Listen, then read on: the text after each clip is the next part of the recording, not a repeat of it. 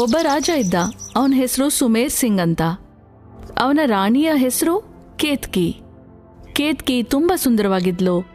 ಸುಮೇರ್ ಸಿಂಗ್ ಅವನ ರಾಣಿಯನ್ನ ತುಂಬಾ ಪ್ರೀತಿಸ್ತಿದ್ದ. ಪ್ರಜೆಗಳ ಹಿತಕ್ಕಾಗಿ ರಾಜ ಯಾವಾಗ್ಲೂ ಯೋಚನೆ ಮಾಡ್ತಿದ್ರು. ಅವನ ರಾಜ್ಯದ ಜನರು ಯಾವಾಗ್ಲೂ ಸಂತೋಷವಾಗಿರ್ಬೇಕು, ದುಃಖ ಇರಬಾರ್ದು. ಇದನ್ನೆಲ್ಲ ರಾಜ ಸುಮೇರ್ ಸಿಂಗ್ ಖಾತ್ರಿ ಮಾಡ್ಕೊಳ್ತಿದ್ರು.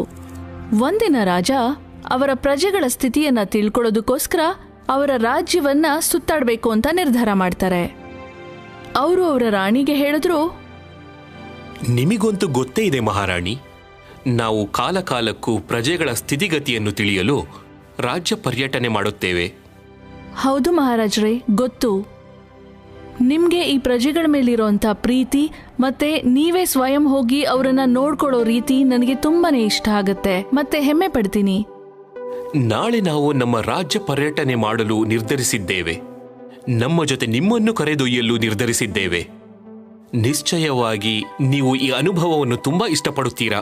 ಸರಿ ಮಹಾರಾಜರೇ, ಖಂಡಿತ ಬರ್ತೀನಿ. ನಮ್ಮ ಪ್ರಜೆಗಳನ್ನ ನೋಡಿ ನನಗೆ ಸಂತೋಷ ಆಗತ್ತೆ.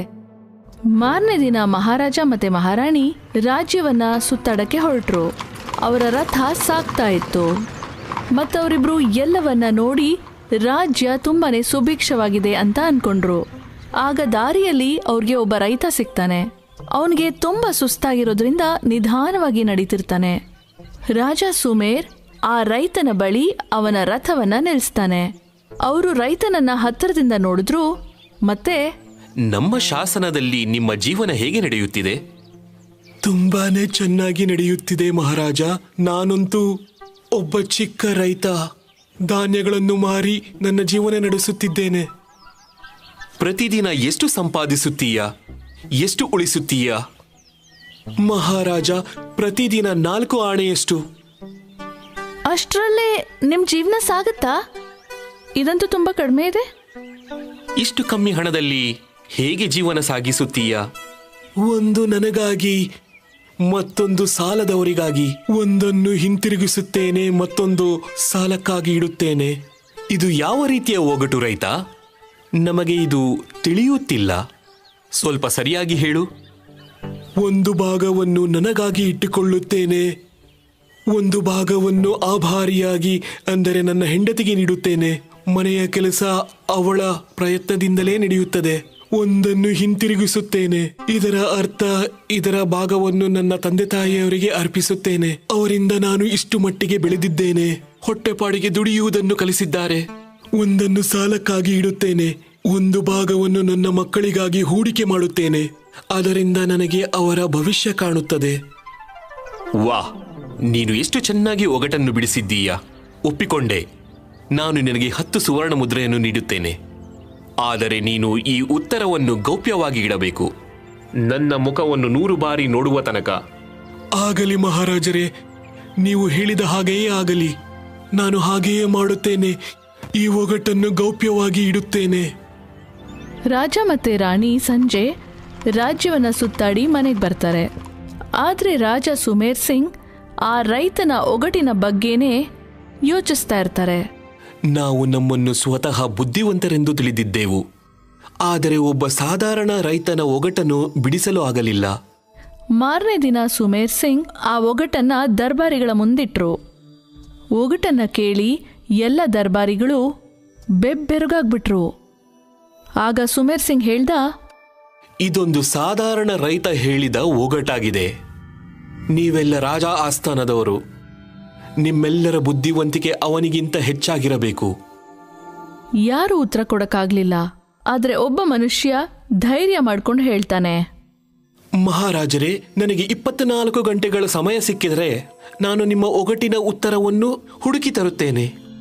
ಆಗಲಿ, ನಾನು ನಿಮಗೆ ನಾಳೆಯವರೆಗೆ ಅವಧಿ ನೀಡುತ್ತೇನೆ. ನೀವು ನನಗೆ ಒಗಟಿನ ಸರಿಯಾದ ಉತ್ತರ ಕೊಟ್ಟರೆ ನಿಮಗೆ ಒಳ್ಳೆಯ ಪುರಸ್ಕಾರ ನೀಡುತ್ತೇವೆ.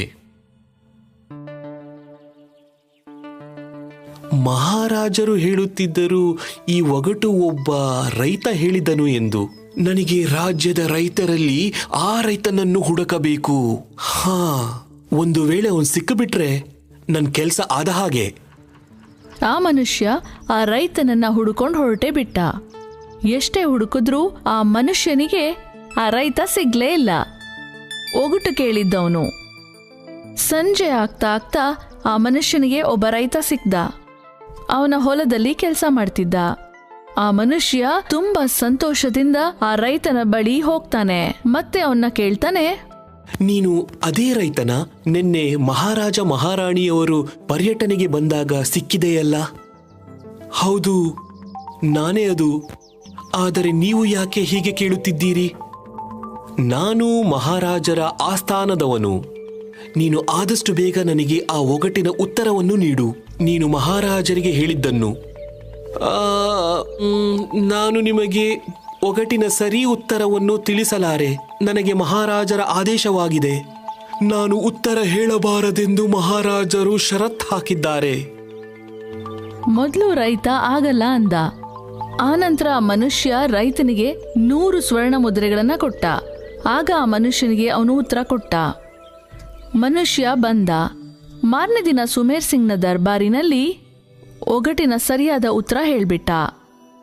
ರಾಜನ್ಗೆ ಅರ್ಥ ಆಯ್ತು ರೈತ ಅವರ ವಿಶ್ವಾಸ ಮುರಿದಿದ್ದ ಅಂತ. ರಾಜ ರೈತನನ್ನ ಕರೆಸ್ದ. ಮತ್ತೆ ನಂಬಿಕೆ ದ್ರೋಹ ಮಾಡಿದ್ದಕ್ಕೆ ಕಾರಣವನ್ನ ಹೇಳಿಸ್ದ. ಜ್ಞಾಪಿಸಿಕೋ ರೈತ, ನಾನು ನಿನ್ನ ಬಳಿ ಏನು ಹೇಳಿದ್ದೆ? ನನ್ನ ಮುಖವನ್ನು 100 ಬಾರಿ ನೋಡುವ ತನಕ ಈ ಉತ್ತರವನ್ನು ನೀನು ಯಾರಿಗೂ ಹೇಳಬಾರದೆಂದು. ನೆನಪಿದೆಯಾ ನಿನಗೆ? ಎಲ್ಲವೂ ಮರೆತು ಬಿಟ್ಟೆಯಾ? ಇಲ್ಲ ಇಲ್ಲ ಮಹಾರಾಜರೇ, ನಾನು ನಿಮಗೆ ಕೊಟ್ಟ ಭರವಸೆಯನ್ನು ಪೂರ್ತಿಯಾಗಿ ನಿಭಾಯಿಸಿದ್ದೇನೆ. ಸುಳ್ಳು ಹೇಳುತ್ತಿದ್ದೀಯಾ ನೀನು? ನನ್ನ ಮುಖವನ್ನು ನೀನು 100 ಬಾರಿ ಯಾವಾಗ ನೋಡಿದ್ದೆ? ಮಹಾರಾಜರೇ, ನಿಮ್ಮ ಆಸ್ಥಾನದವರು ನನಗೆ ಈ ಉತ್ತರವನ್ನು ಹೇಳಲು 100 ಸ್ವರ್ಣ ಮುದ್ರೆಯನ್ನು ನೀಡಿದ್ದರು. ಸ್ವರ್ಣ ಮುದ್ರೆಯಲ್ಲಿ ನಿಮ್ಮ ಅಂಕಿತವಾದ ಮುಖವನ್ನು 100 ಬಾರಿ ನೋಡಿಯೇ ಆಸ್ಥಾನದವರಿಗೆ ಸರಿ ಉತ್ತರ ನೀಡಿದ್ದೇನೆ.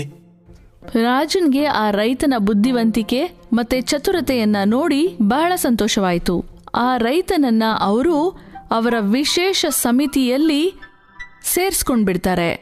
ಇದರಿಂದ ನಮ್ಗೇನ್ ತಿಳಿಯುತ್ತೆ ಅಂದ್ರೆ, ಮನುಷ್ಯ ಅವನ ಮೆದುಳನ್ನ ಸರಿಯಾದ ರೀತಿಯಲ್ಲಿ ಬಳಸ್ಬಿಟ್ರೆ ಅವನು ಏನನ್ನ ಬೇಕಾದ್ರೂ ಪಡಿಬಹುದು ಅಂತ. ರೈತನಿಗೆ ಎಂಥ ಅವಕಾಶ ಸಿಕ್ತು ಅಂತ ಹೇಳಿದ್ರೆ, ಅವರು ರಾಜನ ಮುಂದೆ ಮಾತನಾಡೋದು, ಆ ಲಾಭವನ್ನ ಸರಿಯಾಗಿ ಬಳಸ್ದ. ಮತ್ತೆ ಅವನು ಯೋಚನೆ ಮಾಡ್ದ, ರಾಜನ ಮುಂದೆ ಎಂತ ಪ್ರಶ್ನೆ ಇಡಬೇಕು ಅಂದ್ರೆ, ಎಂತ ಒಗಟು ಇಡಬೇಕು ಅಂದ್ರೆ ಅದರ ಉತ್ತರ ಯಾರೂ ಬೇಗ ಕಂಡುಹಿಡಿಬಾರ್ದು ಅಂತ. ಯಾರು ಗೊತ್ತು, ಅದರಲ್ಲೂ ಚಮತ್ಕಾರ ಇರಬಹುದು. ಮತ್ತೆ ಅವರ ಜೀವನ ಬದಲಾಗಬಹುದು. ಎಲ್ಲಿ ಒಬ್ಬ ರೈತ, ಎಲ್ಲಿ ರಾಜ. ಆದ್ರೆ ಇವತ್ತು ಅವನು ಸೀದಾ ರಾಜಮಹಲಲ್ಲೇ ಇದ್ದ. ಅವನ ಜೀವನ ಬದಲಾಗ್ಬಿಟ್ಟಿತ್ತು. ಮತ್ತು ಅವನ ಪರಿವಾರದಲ್ಲಿ ಎಲ್ರೂ ಸಂತೋಷವಾದ ಜೀವನವನ್ನ ಅನುಭವಿಸ್ತಾ ಇದ್ರು. ಒಂದು ಸೊಕ್ಕಿನ ಮರ. ಒಂದಾನೊಂದು ಕಾಲದಲ್ಲಿ 2 ಮರಗಳು ಕಾಡಿನ ಮಧ್ಯದಲ್ಲಿದ್ವು. ಮೊದಲನೆಯದು ಕಿತ್ತಳೆ ಹಣ್ಣಿನ ಮರ, ಎರಡನೆಯದು ಮಾವಿನ ಹಣ್ಣಿನ ಮರ. ಮಾವಿನ ಹಣ್ಣಿನ ಮರ ಸಂತೋಷದಿಂದ ಸ್ನೇಹದಿಂದ ಇರ್ತಿತ್ತು. ಪಕ್ಷಿಗಳು ಅಲ್ಲಿ ಹಣ್ಣನ್ನ ತಿನ್ನಕ್ಕೆ ಹಾರ್ಕೊಂಡು ಬರ್ತಾ ಇದ್ವು. ಗುಬ್ಬಚ್ಚಿಗಳು ಅದರ ಕೊಂಬೆಗಳಲ್ಲಿ ಗೂಡು ಕಟ್ತಿದ್ವು. ಮೈನಾಗಳು ಹಾಡ್ತಾ ಇದ್ವು. ಮರ ಎಲ್ಲ ಹಾಡುವಂತ ಪಕ್ಷಿಗಳಿಗೆ ಸ್ವಾಗತವನ್ನ ಕೋರ್ತಾನೆ ಇತ್ತು. ಅದು ಅಮಾಯಕ ಮರ. ಅಲ್ಲಿ ದಾರಿ ಹೋಕರಿಗೆ ಅದು ನೆರಳು ಕೊಡ್ತಾ ಇತ್ತು. ಮತ್ತೆ ಗಾಳಿ ಬಂದ್ರೂ ಅದು ನೇರ ನಿಲ್ತಿತ್ತು. ಹೇಳ್ಬೇಕು ಅಂದ್ರೆ ಕಿತ್ತಳೆ ಹಣ್ಣಿನ ಮರಕ್ಕೆ ಧಾರಾಳತನ ಇರಲಿಲ್ಲ. ಅದು ಯಾವಾಗ್ಲೂ ಅದು ಹೇಗ್ ಕಾಣ್ತಿತ್ತು ಅನ್ನೋದ್ರ ಬಗ್ಗೆ ಯೋಚಿಸ್ತಿತ್ತು. ಅದಕ್ಕೆ ಬಹಳ ಸಂತೋಷ ಆಗ್ತಿತ್ತು, ಮಾವಿನ ಮರಕ್ಕಿಂತ ತುಂಬಾ ಎತ್ತರ ಮತ್ತೆ ಹಸರಾಗಿದ್ದೀನಿ ಅಂತ. ಅದು ಯಾವುದೇ ಪಕ್ಷಿನ ಅಲ್ಲಿಗೆ ಬಿಡ್ತಿರ್ಲಿಲ್ಲ. ಅದ್ರ ಕೆಳಗೆ ಯಾರೇ ಕೂತ್ಕೊಂಡ್ರೂ ಅವ್ರ ಮೇಲೆ ಎಲೆ ಮತ್ತೆ ಬೆರೆಸುಗಳನ್ನ ಎಸೆತಿತ್ತು. ನಿನಗೇನಕ್ಕೆ ಇಷ್ಟೊಂದು ಸಂತೋಷ? ಎಲ್ಲಾ ಮರಗಳಿಗೂ ತನ್ನದೇ ಆದ ನೆರಳಿರುತ್ತೆ. ಖಂಡಿತನಾ? ಹಾಗಾದ್ರೆ ಅವ್ರ್ಯಾಕೆ ನನ್ನ ನೆರಳಲ್ಲಿ ಕೂರ್ಬೇಕು? ಯಾಕೆ ಅಂತ ಅರ್ಥ ಆಯ್ತಾ? ಯಾಕಂದ್ರೆ ಎಲ್ಲಾ ಮರಗಳಿಗೂ ನನ್ನ ರೀತಿ ನೆರಳಿರೋದಿಲ್ಲ.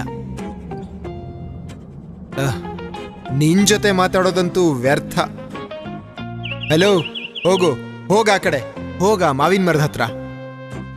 ನನ್ನ ಎಲೆಗಳ ರೀತಿನೆಲ್ಲ ಹಾಳು ಮಾಡ್ತಿದ್ಯಾ. ಆರೆಂಜ್ ಏನ್ ಗೊತ್ತಾ, ಅವರು ಗೂಡ್ ಕಟ್ಬೇಕು ಅಂತ ಇದ್ದಾರಷ್ಟೆ. ಬೇರೆ ಪಕ್ಷಿಗಳನ್ನ ನಿನ್ನ ಹತ್ರ ಬಿಟ್ಕೋತೀಯಾ? ಅವು ಅದ್ಭುತ ಮತ್ತೆ ಚೆನ್ನಾಗಿ ಹಾಡ್ತವೆ. ಓ, ಇದೇನು ಬೋರ್ ಆಗೋ ಹಾಡುಗಳು. ಮತ್ತೆ ದಯವಿಟ್ಟು ನನ್ನ ಎಲೆಗಳ ಹತ್ರ ಯಾರೂ ಬರಬೇಡಿ. ಅವು ನನ್ನ ಕೊಂಬೆಗಳನ್ನ ಹಾಳು ಮಾಡಿದವೆ. ನಿನ್ ಮೇಲ್ ಬೇಕಾದ್ರೆ ಕೂರಿಸ್ಕೋ. ನೀನ್ ನಂಗಿಂತ ಕುಳ್ಳ, ನೀನೇನ್ ನನ್ ಹಾಗಿಲ್ಲ ಬಿಡು. ಒಂದ್ ನಿಮಿಷ ಇಲ್ಲಿ ಕೇಳು, ನೀನ್ ಹೇಳೋದು ಸರಿ ಇಲ್ಲ ಆರೆಂಜ್. ಪರವಾಗಿಲ್ಲ ಬಿಡು ವಿಂಡಿ, ನನಗೇನ್ ಬೇಜಾರಿಲ್ಲ. ಕುಳ್ಳುಕಿರೋರು ತುಂಬಾ ಜನ ಇರ್ತಾರೆ. ನಾನೇನೋ ಅದರಲ್ಲೇ ನಂಗೆ ಸಂತೋಷ ಇದೆ. ಕೆಲವು ದಿನ ಆದ್ರೂ ಮಾವಿನ ಮರ ಮತ್ತೆ ಕಿತ್ತಳೆ ಮರದಲ್ಲಿ ಯಾವುದೇ ಬದಲಾವಣೆ ಆಗ್ಲಿಲ್ಲ. ಆದ್ರೆ ಮಾವಿನ ಮರ ಇಡೀ ದಿನ ನಗ್ತಾ ಹಾಡ್ತಿತ್ತು. ಕಿತ್ತಳೆ ಮರ ಯಾರ ಹತ್ರನೂ ಮಾತಾಡ್ತಿರ್ಲಿಲ್ಲ. ಆ ಕಾಡಿಗೆ ಒಂದು ಗುಂಪು ಜೇನು ಹುಳುಗಳು ಬಂದ್ವು. ರಾಣಿ ಜೇನಿಗೆ ಕಿತ್ತಳೆ ಮರ ನೋಡಿ ತುಂಬಾನೇ ಖುಷಿಯಾಯಿತು. ಓ, ಈ ಮರ ಎಷ್ಟು ದೊಡ್ಡದಾಗಿದೆ. ಇಲ್ಲಿ ಮನೆ ಮಾಡಕ್ ಚೆನ್ನಾಗಿರತ್ತೆ. ಇಲ್ಲಿ ನಾವು ನಮ್ ಗೂಡ್ ಕಟ್ಕೋಬಹುದು. ನನ್ನ ಕ್ಷಮಿಸ್ಬಿಡಿ. ಯಾರು ಹೇಳಿದ್ದು ನೀವು ಮಾಡಕ್ಕಾಗುತ್ತೆ ಅಂತ? ನಿನ್ನ ಜೇನು ನನ್ನ ಕೊಂಬೆಗಳ ಮೇಲೆ ಬೀಳೋದು ಇಷ್ಟ ಇಲ್ಲ. ಆಮೇಲೆ ಇಡೀ ದಿನ ಗುಯ್ಗೂಡ್ತಿರ್ತೀಯ. ನನಗಿನ್ನು ಏನೇನೋ ಮಾಡಬೇಕಾಗಿದೆ. ನೀನೊಂದ್ ಮರ ಈ ಕಾಡ್ನಲ್ಲಿ ಒಂದೇ ಜಾಗದಲ್ಲಿ ನಿಂತ್ಕೊಂಡಿದ್ಯಾ. ನೀನಿನ್ನೂ ಏನೇನೋ ಮಾಡ್ಬೇಕು ಅಂತಿದ್ಯಲ್ಲ, ಅದ್ರ ಅರ್ಥ ಏನು? ಏನೇ ಆಗ್ಲಿ, ನನಗ ಗುಯ್ ಗುಟ್ಟೋದೆಲ್ಲ ಇಷ್ಟ ಆಗಲ್ಲ. ಆರೆಂಜ್, ಜೇನ್ನೊಣ ಎಲ್ಲ ಮುಖ್ಯ. ಜೇನ್ನೊಣಗಳು ಪ್ರಕೃತಿಲಿ ಮುಖ್ಯ ಪಾತ್ರ ವಹಿಸ್ತವೆ. ಆ ಜೇನ್ನೊಣಗಳು ಗೂಡು ಕಟ್ಟೋದಕ್ಕೆ ಮರಗಳೆಲ್ಲ ಬೇಕೇ ಬೇಕಲ್ವಾ? ಪ್ರಕೃತಿಗೆ ನಾವು ಒಬ್ರಿಗೊಬ್ರು ಆಧಾರವಾಗಿರೋದು ತುಂಬಾ ಮುಖ್ಯ.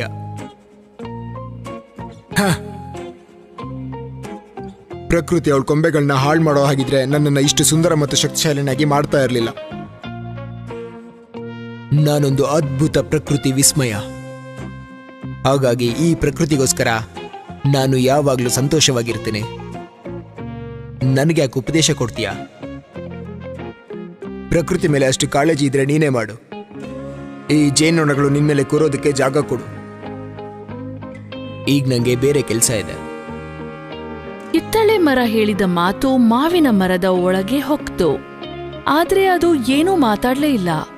ಅದು ಎಲ್ಲ ಜೇನು ಹುಳುಗಳನ್ನ ಕರೆದು ಅದರ ಕೊಂಬೆಗಳಲ್ಲಿ ಗೂಡು ಕಟ್ಟಕ್ಕೆ ಅಂತ ಹೇಳ್ಬಿಡತ್ತೆ. ಓ ಮಾವು, ನೀನೆಷ್ಟು ಒಳ್ಳೆಯವನು.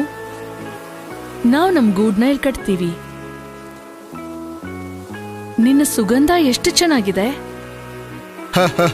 ಓ, ಧನ್ಯವಾದ ಮಹಾರಾಣಿ, ನಾನು ಧನ್ಯ. ಜೇನು ಹುಳುಗಳು ಅದರ ಗೂಡನ್ನ ಮಾವಿನ ಮರದಲ್ಲಿ ಕಟ್ಟಿ ಸಂತೋಷವಾಗಿ ಬಾಳ್ತಾ ಇದ್ವು. ಜೇನು ಹುಳುಗಳು ಗುಯ್ಗುಟ್ಟೋದು ಮತ್ತೆ ಅದರ ಜೇನು ಮಾವಿನ ಮರಕ್ಕೆ ತೊಂದರೆ ಮಾಡ್ಲಿಲ್ಲ. ಆದ್ರೆ ಕಿತ್ಲೆ ಮರ ಇನ್ನೊಂದ್ ಕಡೆ ಎಲ್ಲರ ಮೇಲೆ ಬೈಕೊಂಡು ಕಿರ್ಚ್ತಿತ್ತು.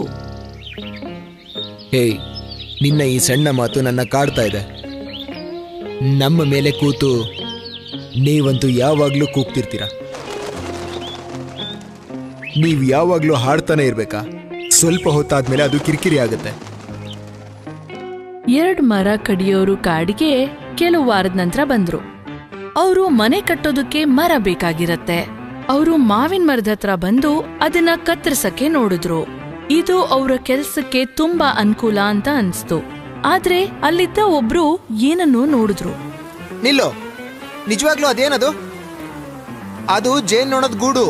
ನಾವೀ ಮರನ್ ಕಡಿದ್ರೆ ಜೇನ್ನೊಣ ನಮ್ಮ ಮೇಲೆ ಅಟ್ಯಾಕ್ ಮಾಡ್ತವೆ. ಓ ಹೌದು, ನಾವು ಬೇರೆ ಮರ ನೋಡೋಣ.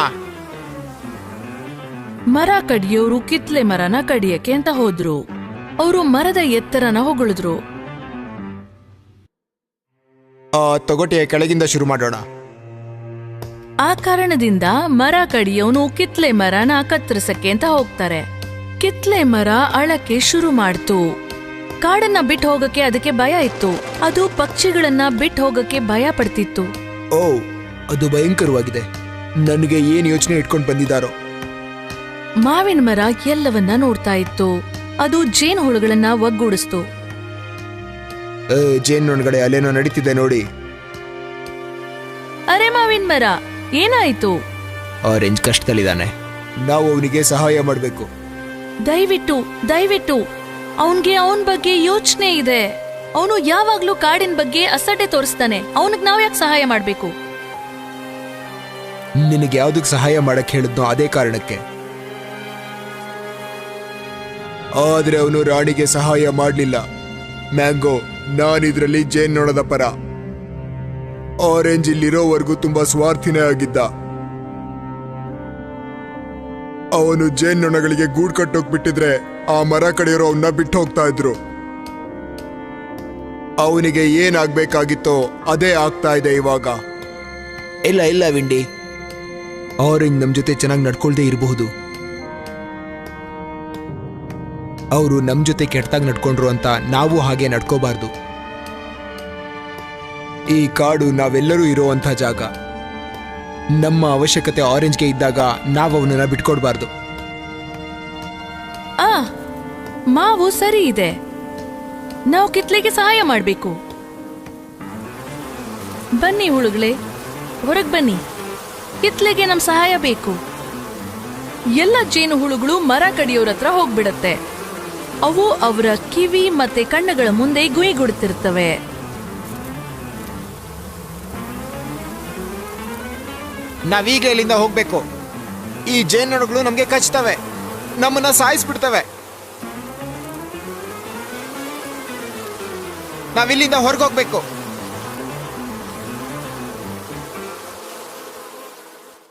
ಕಿತ್ಲೆ ಮರಕ್ಕೆ ಮರ ಕಡಿಯೋರೆಲ್ಲ ಹೋದ್ಮೇಲೆ ಅದರ ತಪ್ಪಿನ ಅರಿವಾಗತ್ತೆ. ನನ್ನ ಕ್ಷಮಿಸ್ಬಿಡಿ ಜೇನ್ನೊಣಗಳೇ. ನಾನ್ ನಿಮ್ ಜೊತೆ ಚೆನ್ನಾಗಿ ನಡ್ಕೊಳ್ದೇ ಇದ್ರು ನೀವು ನನಗೆ ಸಹಾಯ ಮಾಡಿದ್ರಿ. ನಮ್ಗೆ ಧನ್ಯವಾದ ಹೇಳ್ಬೇಡ ಆರೆಂಜ್. ಮಾವಿಗೆ ಧನ್ಯವಾದ ಹೇಳು. ನೀನು ಅವನಿಗೆ ಯಾವಾಗ್ಲೂ ಮರ್ಯಾದೆನೇ ಕೊಟ್ಟಿಲ್ಲ. ಈಗ ಹೋಗಿ ಮಾತಾಡು. ಆದ್ರೆ ಅದೇ ನಿನಗೆ ಸಹಾಯ ಮಾಡು ಅಂತ ಹೇಳಿದ್ದು. ನಿಜವಾಗ್ಲೂ ಮ್ಯಾಂಗೋ, ನಾನ್ ನಿನ್ನ ಕ್ಷಮೆ ಕೇಳ್ತೀನಿ. ನಂಗೆ ನನ್ನ ತಪ್ಪಿನ ಅರಿವಾಯ್ತು. ನಾವು ಒಳ್ಳೆ ಬಾಂಧವ್ಯ ಹೊಂದಿದ್ದೇವೆ. ನಮಗೆಲ್ಲರಿಗೂ ಬೇರೆ ಬೇರೆ ಶಕ್ತಿ ಇದೆ. ನಾನು ನಿಮ್ ಜೊತೆ ಮತ್ತೆ ಈ ತರ ನಡ್ಕೊಳ್ಳೋದಿಲ್ಲ. ನನ್ನನ್ನ ದಯವಿಟ್ಟು ಕ್ಷಮಿಸ್ಬಿಡಿ. ನೀವೆಲ್ಲರೂ ಕೂಡ. ಆರೆಂಜ್ ಮರಕ್ಕೆ ತನ್ನ ತಪ್ಪಿನ ಅರಿವಾಯಿತು. ಅಂದಿನಿಂದ ವಿಂಡಿಗೆ ಅಥವಾ ಪಕ್ಷಿಗಳಿಗೆ ಬೈಲಿಲ್ಲ. ಮಾವಿನ ಮರದ ಜೊತೆ ಅದು ಹಾಡ್ತಿತ್ತು ಮತ್ತೆ ಗುಬ್ಬಚ್ಚಿಗಳಿಗೆ ಅದ್ರ ಮೇಲೆ ಗೂಡು ಕಟ್ಟಕ್ ಬಿಡ್ತಿತ್ತು. ಮಾವಿನ ಮರ ಮತ್ತೆ ಆರೆಂಜ್ ಮರ ಯಾವಾಗ್ಲೂ ಸ್ನೇಹಿತರಾದ್ರು. ಮುಕ್ತಾಯ. ಆಸೆ ಬುರುಕ ರಾಕ್ಷಸ. ಒಂದಾನೊಂದು ಕಾಲದಲ್ಲಿ ಒಂದು ಹಳ್ಳಿಯ ಮಧ್ಯದಲ್ಲಿ ಒಂದು ಬಂಗ್ಲೆ ಇತ್ತು. ಆ ಬಂಗ್ಲೆಗೆ ಎಷ್ಟೋ ವರ್ಷದಿಂದ ಯಾರು ಹೋಗ್ತಿರ್ಲಿಲ್ಲ. ಅಲ್ಲಿ ಯಾರೂ ಇರ್ಲಿಲ್ಲ. ಜನಗಳು ಹೇಳ್ತಾ ಇದ್ರು ಅಲ್ಲಿ ಒಬ್ಬ ರಾಕ್ಷಸ ಇರ್ತಿದ್ದ ಅಂತ. ಆದ್ರೆ ಇವತ್ತಿನವರೆಗೂ ಯಾರೂ ಕೂಡ ಆ ರಾಕ್ಷಸನ್ನ ನೋಡೇ ಇರ್ಲಿಲ್ಲ. ಆ ಬಂಗ್ಲೆ ರಾಕ್ಷಸನ್ ಬಗ್ಗೆ ಗೊತ್ತಾ? ಅವೆಲ್ಲ ಗಾಳಿ ಸುದ್ದಿ ಇರ್ಬೋದು. ನಾನದನ್ನ ನಂಬಲ್ಲ. ಯಾರಾದ್ರೂ ಅಲ್ಲಿ ರಾಕ್ಷಸನ್ನ ನೋಡಿದಾರಾ? ಇಲ್ಲ ಇಲ್ಲ. ಓ, ಇಲ್ವೇ ಇಲ್ಲ. ಆ ಬಂಗ್ಲೆ ಇರೋ ಚಂದನ ಹೊಗಳ್ಬೇಕು. ಅದನ್ ಬಿಟ್ಟು ಈ ಗಾಳಿ ಸುದ್ದಿ ಎಲ್ಲ ಕೇಳಬಾರ್ದು. ಹಾಗಾದ್ರೆ ಈ ತೋಟ ಯಾರು ನೋಡ್ಕೋತಾರೆ? ಆ ಬಂಗ್ಲೆ ಸುತ್ತ ಒಂದು ಸುಂದರವಾದ ತೋಟ ಇತ್ತು. ಆ ತೋಟದ ತುಂಬಾ ಹೂಗಳು, ಮರಗಳು, ಹಣ್ಣುಗಳು, ಚಿಟ್ಟೆಗಳು ಮತ್ತೆ ಪಕ್ಷಿಗಳಿದ್ವು. ಪ್ರತಿದಿನ ಬಹಳಷ್ಟು ಮಕ್ಕಳು ಆ ತೋಟದಲ್ಲಿ ಆಡ್ತಿದ್ರು. ಇದು ತುಂಬಾ ಪ್ರಸಿದ್ಧವಾದ ಸುಂದರವಾದ ತಾಣ ಮಕ್ಕಳಿಗೆ. ಈ ಪೀಚ್ ನ ನೀನ್ ತಿಂದಿದ್ಯಾ? ತುಂಬಾ ಚೆನ್ನಾಗಿದೆ. ಆಪಲ್ಸ್ ತಿಂದಿದ್ಯಾ? ನಾಳೆ ನಾವು ಸ್ವಲ್ಪ ಸ್ಟ್ರಾಬೆರೀಸ್ ತಗೊಳ್ಬೇಕು ಅನ್ಸುತ್ತೆ. ಬಾ ಮಾಡೋಣ. ಈ ಕ್ಯಾಟರ್ ಪಿಲ್ಲರ್ ನ ನೋಡು. ಇದು ಒಂದು ಚಿಟ್ಟೆಯಾಗಿ ಬದಲಾಗಿದೆ ಈಗ. ಇದೆಷ್ಟು ಚೆನ್ನಾಗಿದೆ ಮತ್ತೆ ಇದು ಎಷ್ಟು ಮಜವಾಗಿದೆ. ಈ ಚಿಟ್ಟೆಗಳನ್ನೆಲ್ಲ ನೋಡು. ಆ ತೋಟ ಸ್ವರ್ಗಕ್ಕಿಂತ ಸುಂದರವಾಗಿತ್ತು. ಆಮೇಲೆ ಒಂದಿನ ಅಲ್ಲಿ ಯಾರೋ ಬಂದ್ರು. ಅವನು ಆ ಸುಂದರವಾದ ತೋಟವನ್ನ ನೋಡಿ ಸಂತೋಷ ಪಟ್ಟ. ನನ್ನ ಸುಂದರ ತೋಟ. ಪ್ರಕೃತಿ ಮಾತೆ ನಿನಗೆ ಆಶೀರ್ವಾದ ಮಾಡಿದ್ದಾಳೆ. ನಾನು ಮರಳಿ ಬಂದಿದ್ದು ಸಂತೋಷವಾಯ್ತು. ಆ ರಾಕ್ಷಸ ಅರಮನೆಗೆ ಬರೋಷ್ಟರಲ್ಲಿ ಮಧ್ಯಾಹ್ನ ಆಗಿತ್ತು. ಆ ತೋಟದಲ್ಲಿ ಯಾರು ಚಿಕ್ಕವರು ಆಟ ಆಡ್ತಿರ್ಲಿಲ್ಲ. ಆ ರಾಕ್ಷಸ ಬಹಳ ಸಂತೋಷ ಪಟ್ಟ. ಹೇಗೋ ಸಂಜೆ ಸಮಯ ಆ ರಾಕ್ಷಸ ಹೊರಗಡೆ ಏನೋ ಶಬ್ದ ಕೇಳಿ ಆತಂಕ ಪಟ್ಟ. ಮಕ್ಕಳು ಅಲ್ಲಿ ಆಟ ಆಡಕ್ಕೆ ಬಂದಿದ್ರು. ರಾಕ್ಷಸನ್ಗೆ ಒಬ್ನೇ ಇರೋದಕ್ಕೆ ಇಷ್ಟ. ಅವನ್ ಸುತ್ತ ಇದ್ದ ಜನ ಇಷ್ಟ ಆಗ್ಲಿಲ್ಲ. ಅವನು ಹೊರಗಡೆಯಿಂದ ತೋಟದ ಒಳಗಡೆ ಹೋದ. ರಾಕ್ಷಸ ತೋಟದೊಳಗೆ ಹೋದಾಗ ಒಳಗಡೆ ಆಟ ಆಡ್ತಿದ್ದ ಮಕ್ಕಳು ಭಯಪಟ್ರು. ಅವರು ಜೋರಾಗಿ ಕಿರ್ಚ್ಕೊಂಡು ಓಡ್ತಾ ಇದ್ರು. ಎಲ್ರೂ ಅಲ್ಲಿಂದ ತಪ್ಪಿಸ್ಕೊಳ್ಳಕ್ಕೆ ನೋಡ್ತಿದ್ರು. ರಾಕ್ಷಸನಿಗೆ ಅಲ್ಲಿ ಅಷ್ಟೊಂದು ಮಕ್ಕಳನ್ನ ನೋಡಿ ಅಚ್ಚರಿ ಆಯಿತು. ಹೊರಟೋಗಿ ಪುಟ್ಟ ಕ್ರಿಮಿಗಳೇ, ನೀವು ನನ್ನ ತೋಟನ ಹಾಳು ಮಾಡಿದ್ರಿ. ಓಡೋಗಿ, ಇನ್ನು ಯಾವತ್ತು ನೀವು ನನ್ನ ಜಾಗಕ್ಕೆ ಬರಲೇಬೇಡಿ. ಈ ತೋಟ ನಂದು, ನಿಮ್ಮದಲ್ಲ. ಆ ತೋಟದಲ್ಲಿ ಆಡ್ತಿದ್ದ ಎಲ್ಲ ಚಿಕ್ಕ ಮಕ್ಕಳು ಹೊರಗಡೆ ಹೋಗಿ ಮನೆಗೆ ಹೊರಟೋಗ್ಬಿಟ್ರು. ರಾಕ್ಷಸ ಅರಮನೆಗೆ ಹೋದ. ಅವನ ಸುತ್ತಮುತ್ತ ಇದ್ದ ಸಂತೋಷವನ್ನ ಅನುಭವಿಸ್ದ. ರಾಕ್ಷಸ ಮತ್ತೆ ನಿದ್ದೆ ಮಾಡ್ದ. ಚಿಕ್ಕ ಮಕ್ಕಳ ಪ್ರಕಾರ ರಾಕ್ಷಸ ದೂರ ಮಾಯ ಆಗಿದ್ದ. ಮತ್ತೆ ಅವರು ತೋಟವನ್ನೆಲ್ಲ ಸುತ್ತಾಡ್ತಾ ಇದ್ರು. ರಾಕ್ಷಸ ಮತ್ತೆ ಎದ್ದ. ಅವನ ತೋಟದಲ್ಲಿ ಆಡ್ತಿದ್ದ ಮಕ್ಕಳನ್ನ ನೋಡಕ್ಕೆ ಅವನಿಗೆ ತುಂಬಾ ಕೋಪ ಬಂದು ಆ ಮಕ್ಕಳ ಮೇಲೆ ಕಿರ್ಚಿದ. ಭಯಪಟ್ಟ ಮಕ್ಕಳು ಓಡೋದ್ರು. ಆಗಿಂದ ರಾಕ್ಷಸ ಆ ತೋಟದ ಮೇಲೆ ಒಂದು ಕಣ್ಣಿಟ್ಟಿದ್ದ. ಅವನು ರಾತ್ರಿ ಹೊತ್ತು ನಿದ್ದೆನೂ ಮಾಡ್ಲಿಲ್ಲ. ರಾತ್ರಿ ಕತ್ಲಲ್ಲಿ ಅವನೊಂದು ಹೂ ಬಿಡೋ ಮರವನ್ನ ನೋಡ್ತಾನೆ. ಅದು ಕೆಳಗಡೆ ಬಗ್ತಿತ್ತು. ಅದ್ ಯಾಕಾಯ್ತು ಅಂತ ಅವನ್ಗೆ ಅರ್ಥ ಆಗ್ಲಿಲ್ಲ. ಮಾರನೆಯ ದಿನ ಆ ರಾಕ್ಷಸ ಮತ್ತೆ ಕೆಲವು ಮಕ್ಕಳು ಆ ತೋಟದಲ್ಲಿ ಆಡೋದನ್ನ ನೋಡ್ತಾನೆ. ಅವನು ಕುತೂಹಲದಿಂದ ತೋಟಕ್ಕೆ ಹೋಗ್ತಾನೆ. ಮಕ್ಕಳು ಭಯ ಪಟ್ಕೊಂಡಿದ್ರು. ಅವರೆಲ್ಲರೂ ಆ ರಾಕ್ಷಸನ ಆತಂಕದ ಮುಖ ನೋಡಿದಾಗ ಆ ರಾಕ್ಷಸ ಅರಮನೆಯ ಗೋಡೆಯನ್ನ ಎತ್ತರಗೊಳಿಸ್ಬೇಕು ಅಂತ ಯೋಚಿಸ್ದ. ಈಗ ಆ ರಾಕ್ಷಸ ಒಬ್ನೇ ಆ ಕೋಟೆಯಲ್ಲಿದ್ದ. ಅರಮನೆಯಲ್ಲಿ ಯಾರೂ ಬರಕಾಗ್ತಿರ್ಲಿಲ್ಲ. ಈ ರಾಕ್ಷಸ ಬಹಳನೇ ಕೆಟ್ಟವನು. ಒಬ್ಬ ಮನುಷ್ಯ ಒಬ್ನೇ ತೋಟದಲ್ಲಿ ಹೇಗೆ ಖುಷಿಯಾಗಿರ್ತಾನೆ? ಅವನು ಯಾರೋ ತುಂಬಾನೇ ದುಃಖವಾಗಿರೋ ಮನುಷ್ಯ. ಅವನು ಇಷ್ಟು ಬೇಜಾರಾಗಿ ಹಾಕಿದಾನೆ ಅಂತ ಗೊತ್ತಾಗ್ಬೇಕು. ಅವನನ್ನ ನಮ್ ಜೊತೆ ಆಡಕ್ ಕರಿಯೋಣ್ವಾ? ಅವನು ನಮ್ಮನ್ನ ಒಳಗ್ ಬಿಡ್ತಾನ ಕೇಳೋಣ. ಆ ರಾಕ್ಷಸ ಬಹಳ ಸಮಯ ನಿದ್ದೆ ಮಾಡ್ತಾ ಇದ್ದ. ಅವನು ಎದ್ದ ಮೇಲೆ ಆ ಕಿಟಕಿ ಬದಿಯಲ್ಲಿ ಕೂರ್ತಿದ್ದ. ಮತ್ತೆ ತೋಟದ ಸೌಂದರ್ಯ ಹೊಗಳ್ತಿದ್ದ. ಅವನು ಆಗಾಗ ಅಲ್ಲಿದ್ದ ಕೊಂಬೆಗಳು ತನ್ನಷ್ಟಕ್ಕೆ ತಾವೇ ಅಲ್ಗಾಡೋದ್ ನೋಡ್ದ. ಅದನ್ನೇ ನೋಡಿ, ಇನ್ನು ಸ್ವಲ್ಪ ದಿನ ಅಷ್ಟೇ ಹೀಗಿರುತ್ತೆ. ವಸಂತ ಮಾಸದಲ್ಲಿ ನನ್ನ ತೋಟ ಹಚ್ಚ ಹಸಿರಾಗುತ್ತೆ. ಅವನು ತನ್ನ ಕಿಟಕಿ ಹತ್ರ ಚಳಿಗಾಲ ಪೂರ್ತಿ ಕೂತ್ಕೊಂಡ. ಅವನ ತೋಟ ದಿನೇ ದಿನೇ ಒಣಗೋದನ್ನ ನೋಡ್ದ. ನಾನು ವಸಂತ ಮಾಸಕ್ಕೆ ಕಾಯ್ತೀನಿ. ಅದು ನನ್ನ ತೋಟನ ಹಸನು ಮಾಡುತ್ತೆ ಮತ್ತು ಮುಂಚೆಗಿಂತ ಸುಂದರವಾಗಿಸುತ್ತೆ. ವಸಂತ ಕಾಲ ಬಂದು ಹೋಯ್ತು. ಆದರೆ ತೋಟ ಹಾಗೆ ಒಣಗಿತ್ತು. ಅಲ್ಲಿ ಒಂದೇ ಒಂದು ಹರಳಿರೋ ಹೂವು ಅಥವಾ ಹಣ್ಣಿರ್ಲಿಲ್ಲ. ಅಲ್ಲಿ ಪಕ್ಷಿ ಅಥವಾ ಚಿಟ್ಟೆಗಳಿರ್ಲಿಲ್ಲ. ರಾಕ್ಷಸ ತುಂಬಾನೇ ಬೇಜಾರಾಗಿದ್ದ. ನನ್ನ ತೋಟದಲ್ಲಿ ಯಾಕೆ ಹೂಗಳೇ ಇಲ್ಲ? ಯಾಕೆ ಪ್ರಕೃತಿ ಮಾತೆ ನನ್ನ ತೋಟದಿಂದ ದೂರ ಸರಿದಿದ್ದಾಳೆ? ಪ್ರಕೃತಿ ಮಾತೆಗೆ ನನ್ನ ಮೇಲೆ ಕೋಪನ? ಆದ್ರೆ ಅವಳು ಯಾಕೆ ಕೋಪ ಮಾಡ್ಕೋಬೇಕು? ಓ, ಖಂಡಿತ ಈ ಋತು ಆದಷ್ಟು ಬೇಗ ಸರಿ ಹೋಗುತ್ತೆ. ವಸಂತ ಮಾಸ ಬರುತ್ತೆ. ಮತ್ತೆ ನನ್ನ ಹೂಗಳು ಅರಳುತ್ತವೆ, ಮರಗಳು ಹಣ್ಣನ್ನು ಕೊಡುತ್ತವೆ. ಇಲ್ಲಿ ತುಂಬಾ ಚಳಿ ಇದೆ. ರಾಕ್ಷಸನ್ಗೆ ಅದು ಅರ್ಥ ಆಗ್ಲಿಲ್ಲ.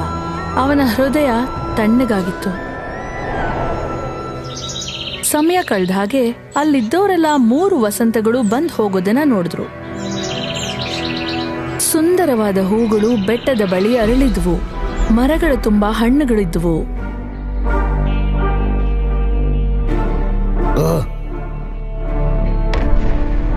ವಸಂತ ಮಾಸ ಯಾಕೆ ನನ್ನ ತೋಟಕ್ಕೆ ಬರ್ತಾ ಇಲ್ಲ? ಇಲ್ಲಿ ತುಂಬಾ ಬರಡಾಗಿದೆ. ಆ ರಾಕ್ಷಸ ಹಗಲು ಮತ್ತೆ ರಾತ್ರಿ ಕಾಯ್ತಾನೆ ಇದ್ದ. ಅವನ ಒಂಟಿತನಕ್ಕೆ ಬೇಜಾರಾಗ್ಬಿಟ್ಟಿದ್ದ.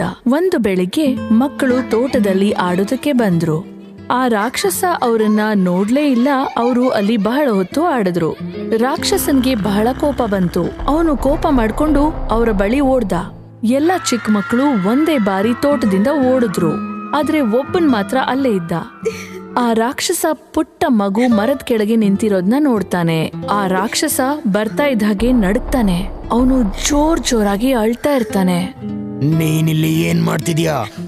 ದಯವಿಟ್ಟು ನನ್ನ ಕೊಲ್ಬೇಡ. ನಾನಿಲ್ಲಿ ಬರೋದೇ ಇಲ್ಲ. ನಾನು ಯಾರನ್ನಾದ್ರೂ ಕೊಂದಿದ್ದೀನಾ?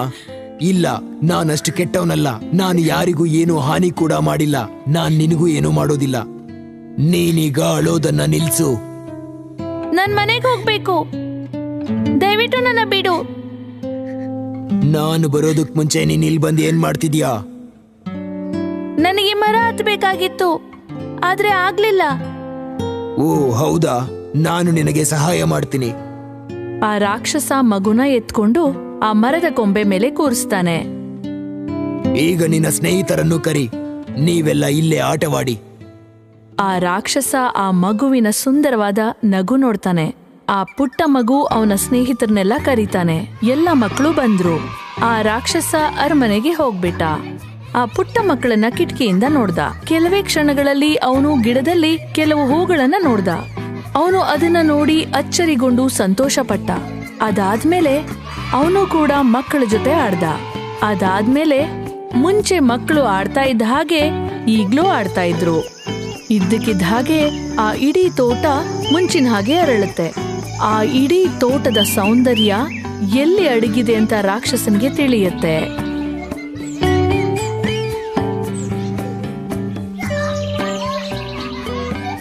ಮುಕ್ತಾಯ. ಕೋಗಿಲೆಯ ಹಾಡು.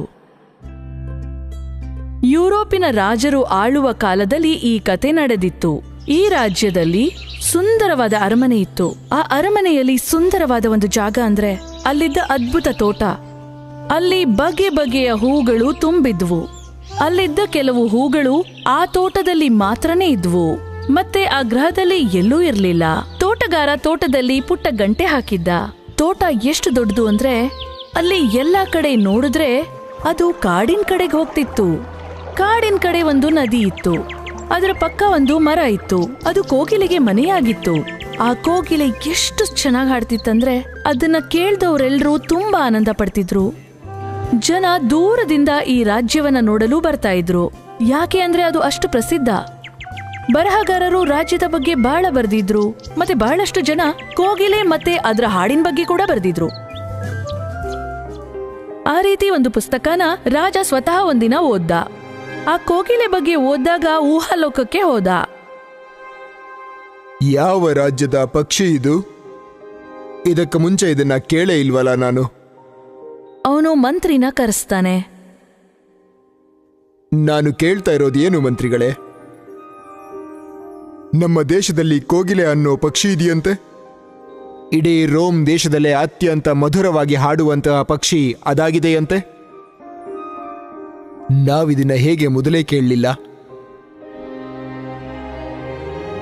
ನಾನು ಈ ಪಕ್ಷಿ ಬಗ್ಗೆ ಕೇಳೇ ಇಲ್ಲ ಮಹಾರಾಜರೇ. ಸೈನಿಕರೇ, ಹೋಗಿ ಅದನ್ನು ಹುಡುಕಿ ಇಂದು ಸಂಜೆ ಆ ಪಕ್ಷಿ ನನ್ನ ಮುಂದೆ ಹಾಡಬೇಕು.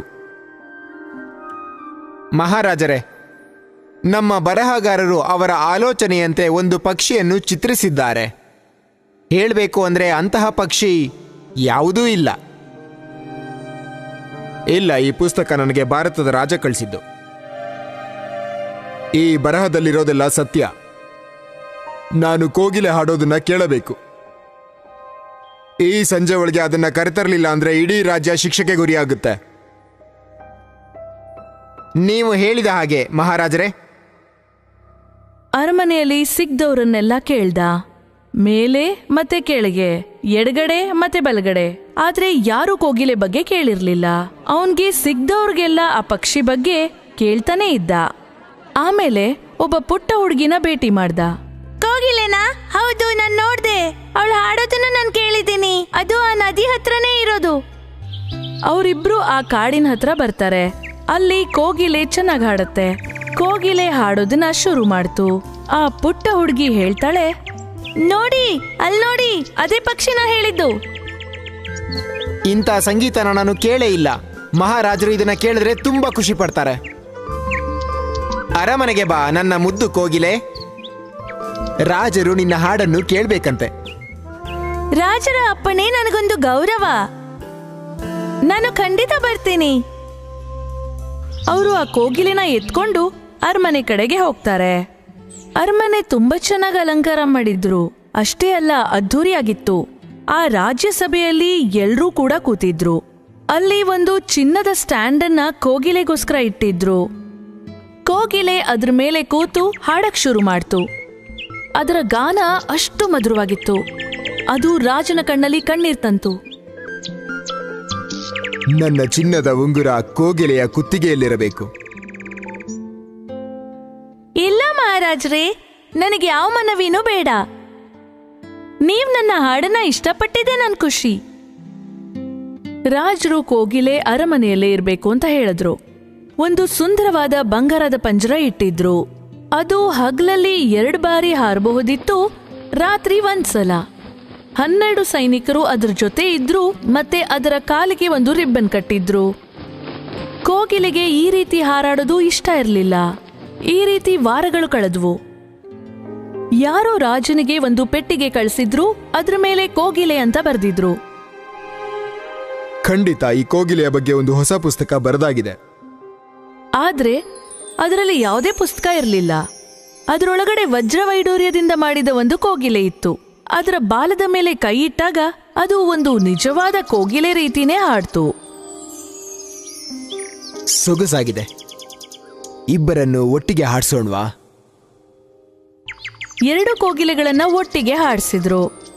ಅವು ಒಟ್ಟಿಗೆ ಹಾಡಿದಾಗ ಕರ್ಕಶವಾಗಿದ್ವು. ನಿಜವಾದ ಕೋಗಿಲೆ ಅದಕ್ಕೇನ್ ಬೇಕೋ ಅದನ್ನೇ ಹಾಡ್ತು. ಆದ್ರೆ ಆ ವಜ್ರದ ಕೋಗಿಲೆ ಬರೀ ಅದರಲ್ಲಿದ್ದಂತ ಪ್ರೋಗ್ರಾಮ್ ಮಾಡಿದಂತ ಹಾಡುಗಳನ್ನ ಹಾಡ್ತು. ಆಮೇಲೆ ಬರೀ ಆ ವಜ್ರದ ಕೋಗಿಲೆ ಹಾಡಕ್ಕಾಯ್ತು. ಅದರ ಧ್ವನಿ ನಿಜವಾದ ಕೋಗಿಲೆ ಹಾಗೆ ಇತ್ತು. ವಜ್ರವೈಡೂರ್ಯಗಳಿದ್ದಿದ್ರಿಂದ ಅದು ನೋಡಕ್ಕೆ ತುಂಬಾ ಚೆನ್ನಾಗಿತ್ತು. ಆಮೇಲೆ ರಾಜನಿಗೆ ನಿಜವಾದ ಕೋಗಿಲೆ ಹಾಡನ್ನ ಕೇಳಬೇಕು ಅನ್ಸತ್ತೆ. ಕೋಗಿಲೆಗೆ ಏನಾಯ್ತು? ಅವಳು ಹಾರೋದನ್ನ ಯಾರಾದ್ರೂ ನೋಡಿದ್ರಾ? ಅದು ಹೇಗೆ? ಅವಳು ಎಲ್ಲಿ ಹೋದ್ಲು ಅಂತ ಯಾರಿಗೂ ಗೊತ್ತಿಲ್ಲ. ಅವಳು ಅರಮನೆ ಬಿಟ್ಟು ಹೋಗಿರ್ಬೋದು ಅನ್ನಿಸ್ತಿದೆ. ಅಲ್ಲಿದ್ದವರೆಲ್ಲ ವಜ್ರದ ಕೋಗಿಲೆ ಇರ್ಲಿ ಅಂತಾನೆ ಹೇಳಿದ್ರು. ಯಾಕೆಂದ್ರೆ ಅವರು ಅದನ್ನ ಮತ್ತೆ ಕೇಳಿದ್ರು. ಅದರ ಹಾಡನ್ನ ಎಲ್ರೂ ಸವಿತಾ ಇದ್ರು. ಭಾರತದ ರಾಜನ ಉಡುಗೊರೆಯಿಂದ ಸಂತೋಷವಾಗಿದೆ. ಮಂತ್ರಿಗಳೇ, ಮುಂದಿನ ಭಾನುವಾರ ಒಂದು ಕಾರ್ಯಕ್ರಮವನ್ನು ಏರ್ಪಡಿಸಿ. ನಮ್ಮ ಇಡೀ ರಾಜ್ಯ ಈ ಕೋಗಿಲೆಯ ಸುಂದರವಾದ ಗಾನವನ್ನ ಕೇಳಬೇಕು. ನಿಮ್ಮ ಇಚ್ಛೆಯಂತೆ ಮಹಾರಾಜರೇ.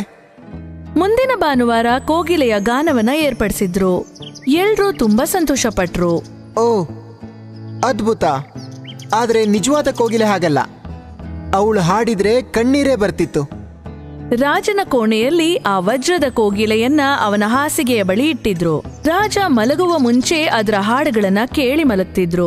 ಮತ್ತೆ ಅವರು ಒಂದು ಬಿರುದು ಕೊಟ್ಟಿದ್ರು, ಶ್ರೀಮಂತ ಗಾಯಕಿ ಅಂತ.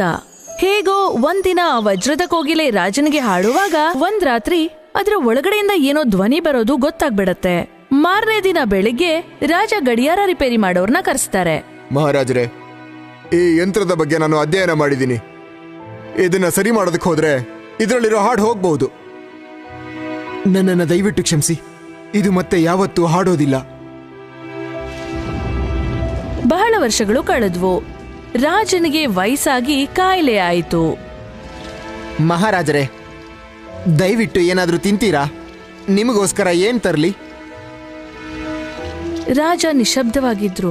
ದಿನೇ ದಿನೇ ಕ್ಷೀಣಿಸ್ತಾ ಇದ್ರು. ಮತ್ತೆ ಅವರು ಬದುಕಲ್ಲ ಅನ್ನೋ ಸ್ಥಿತಿಗೆ ಬಂದ್ರು.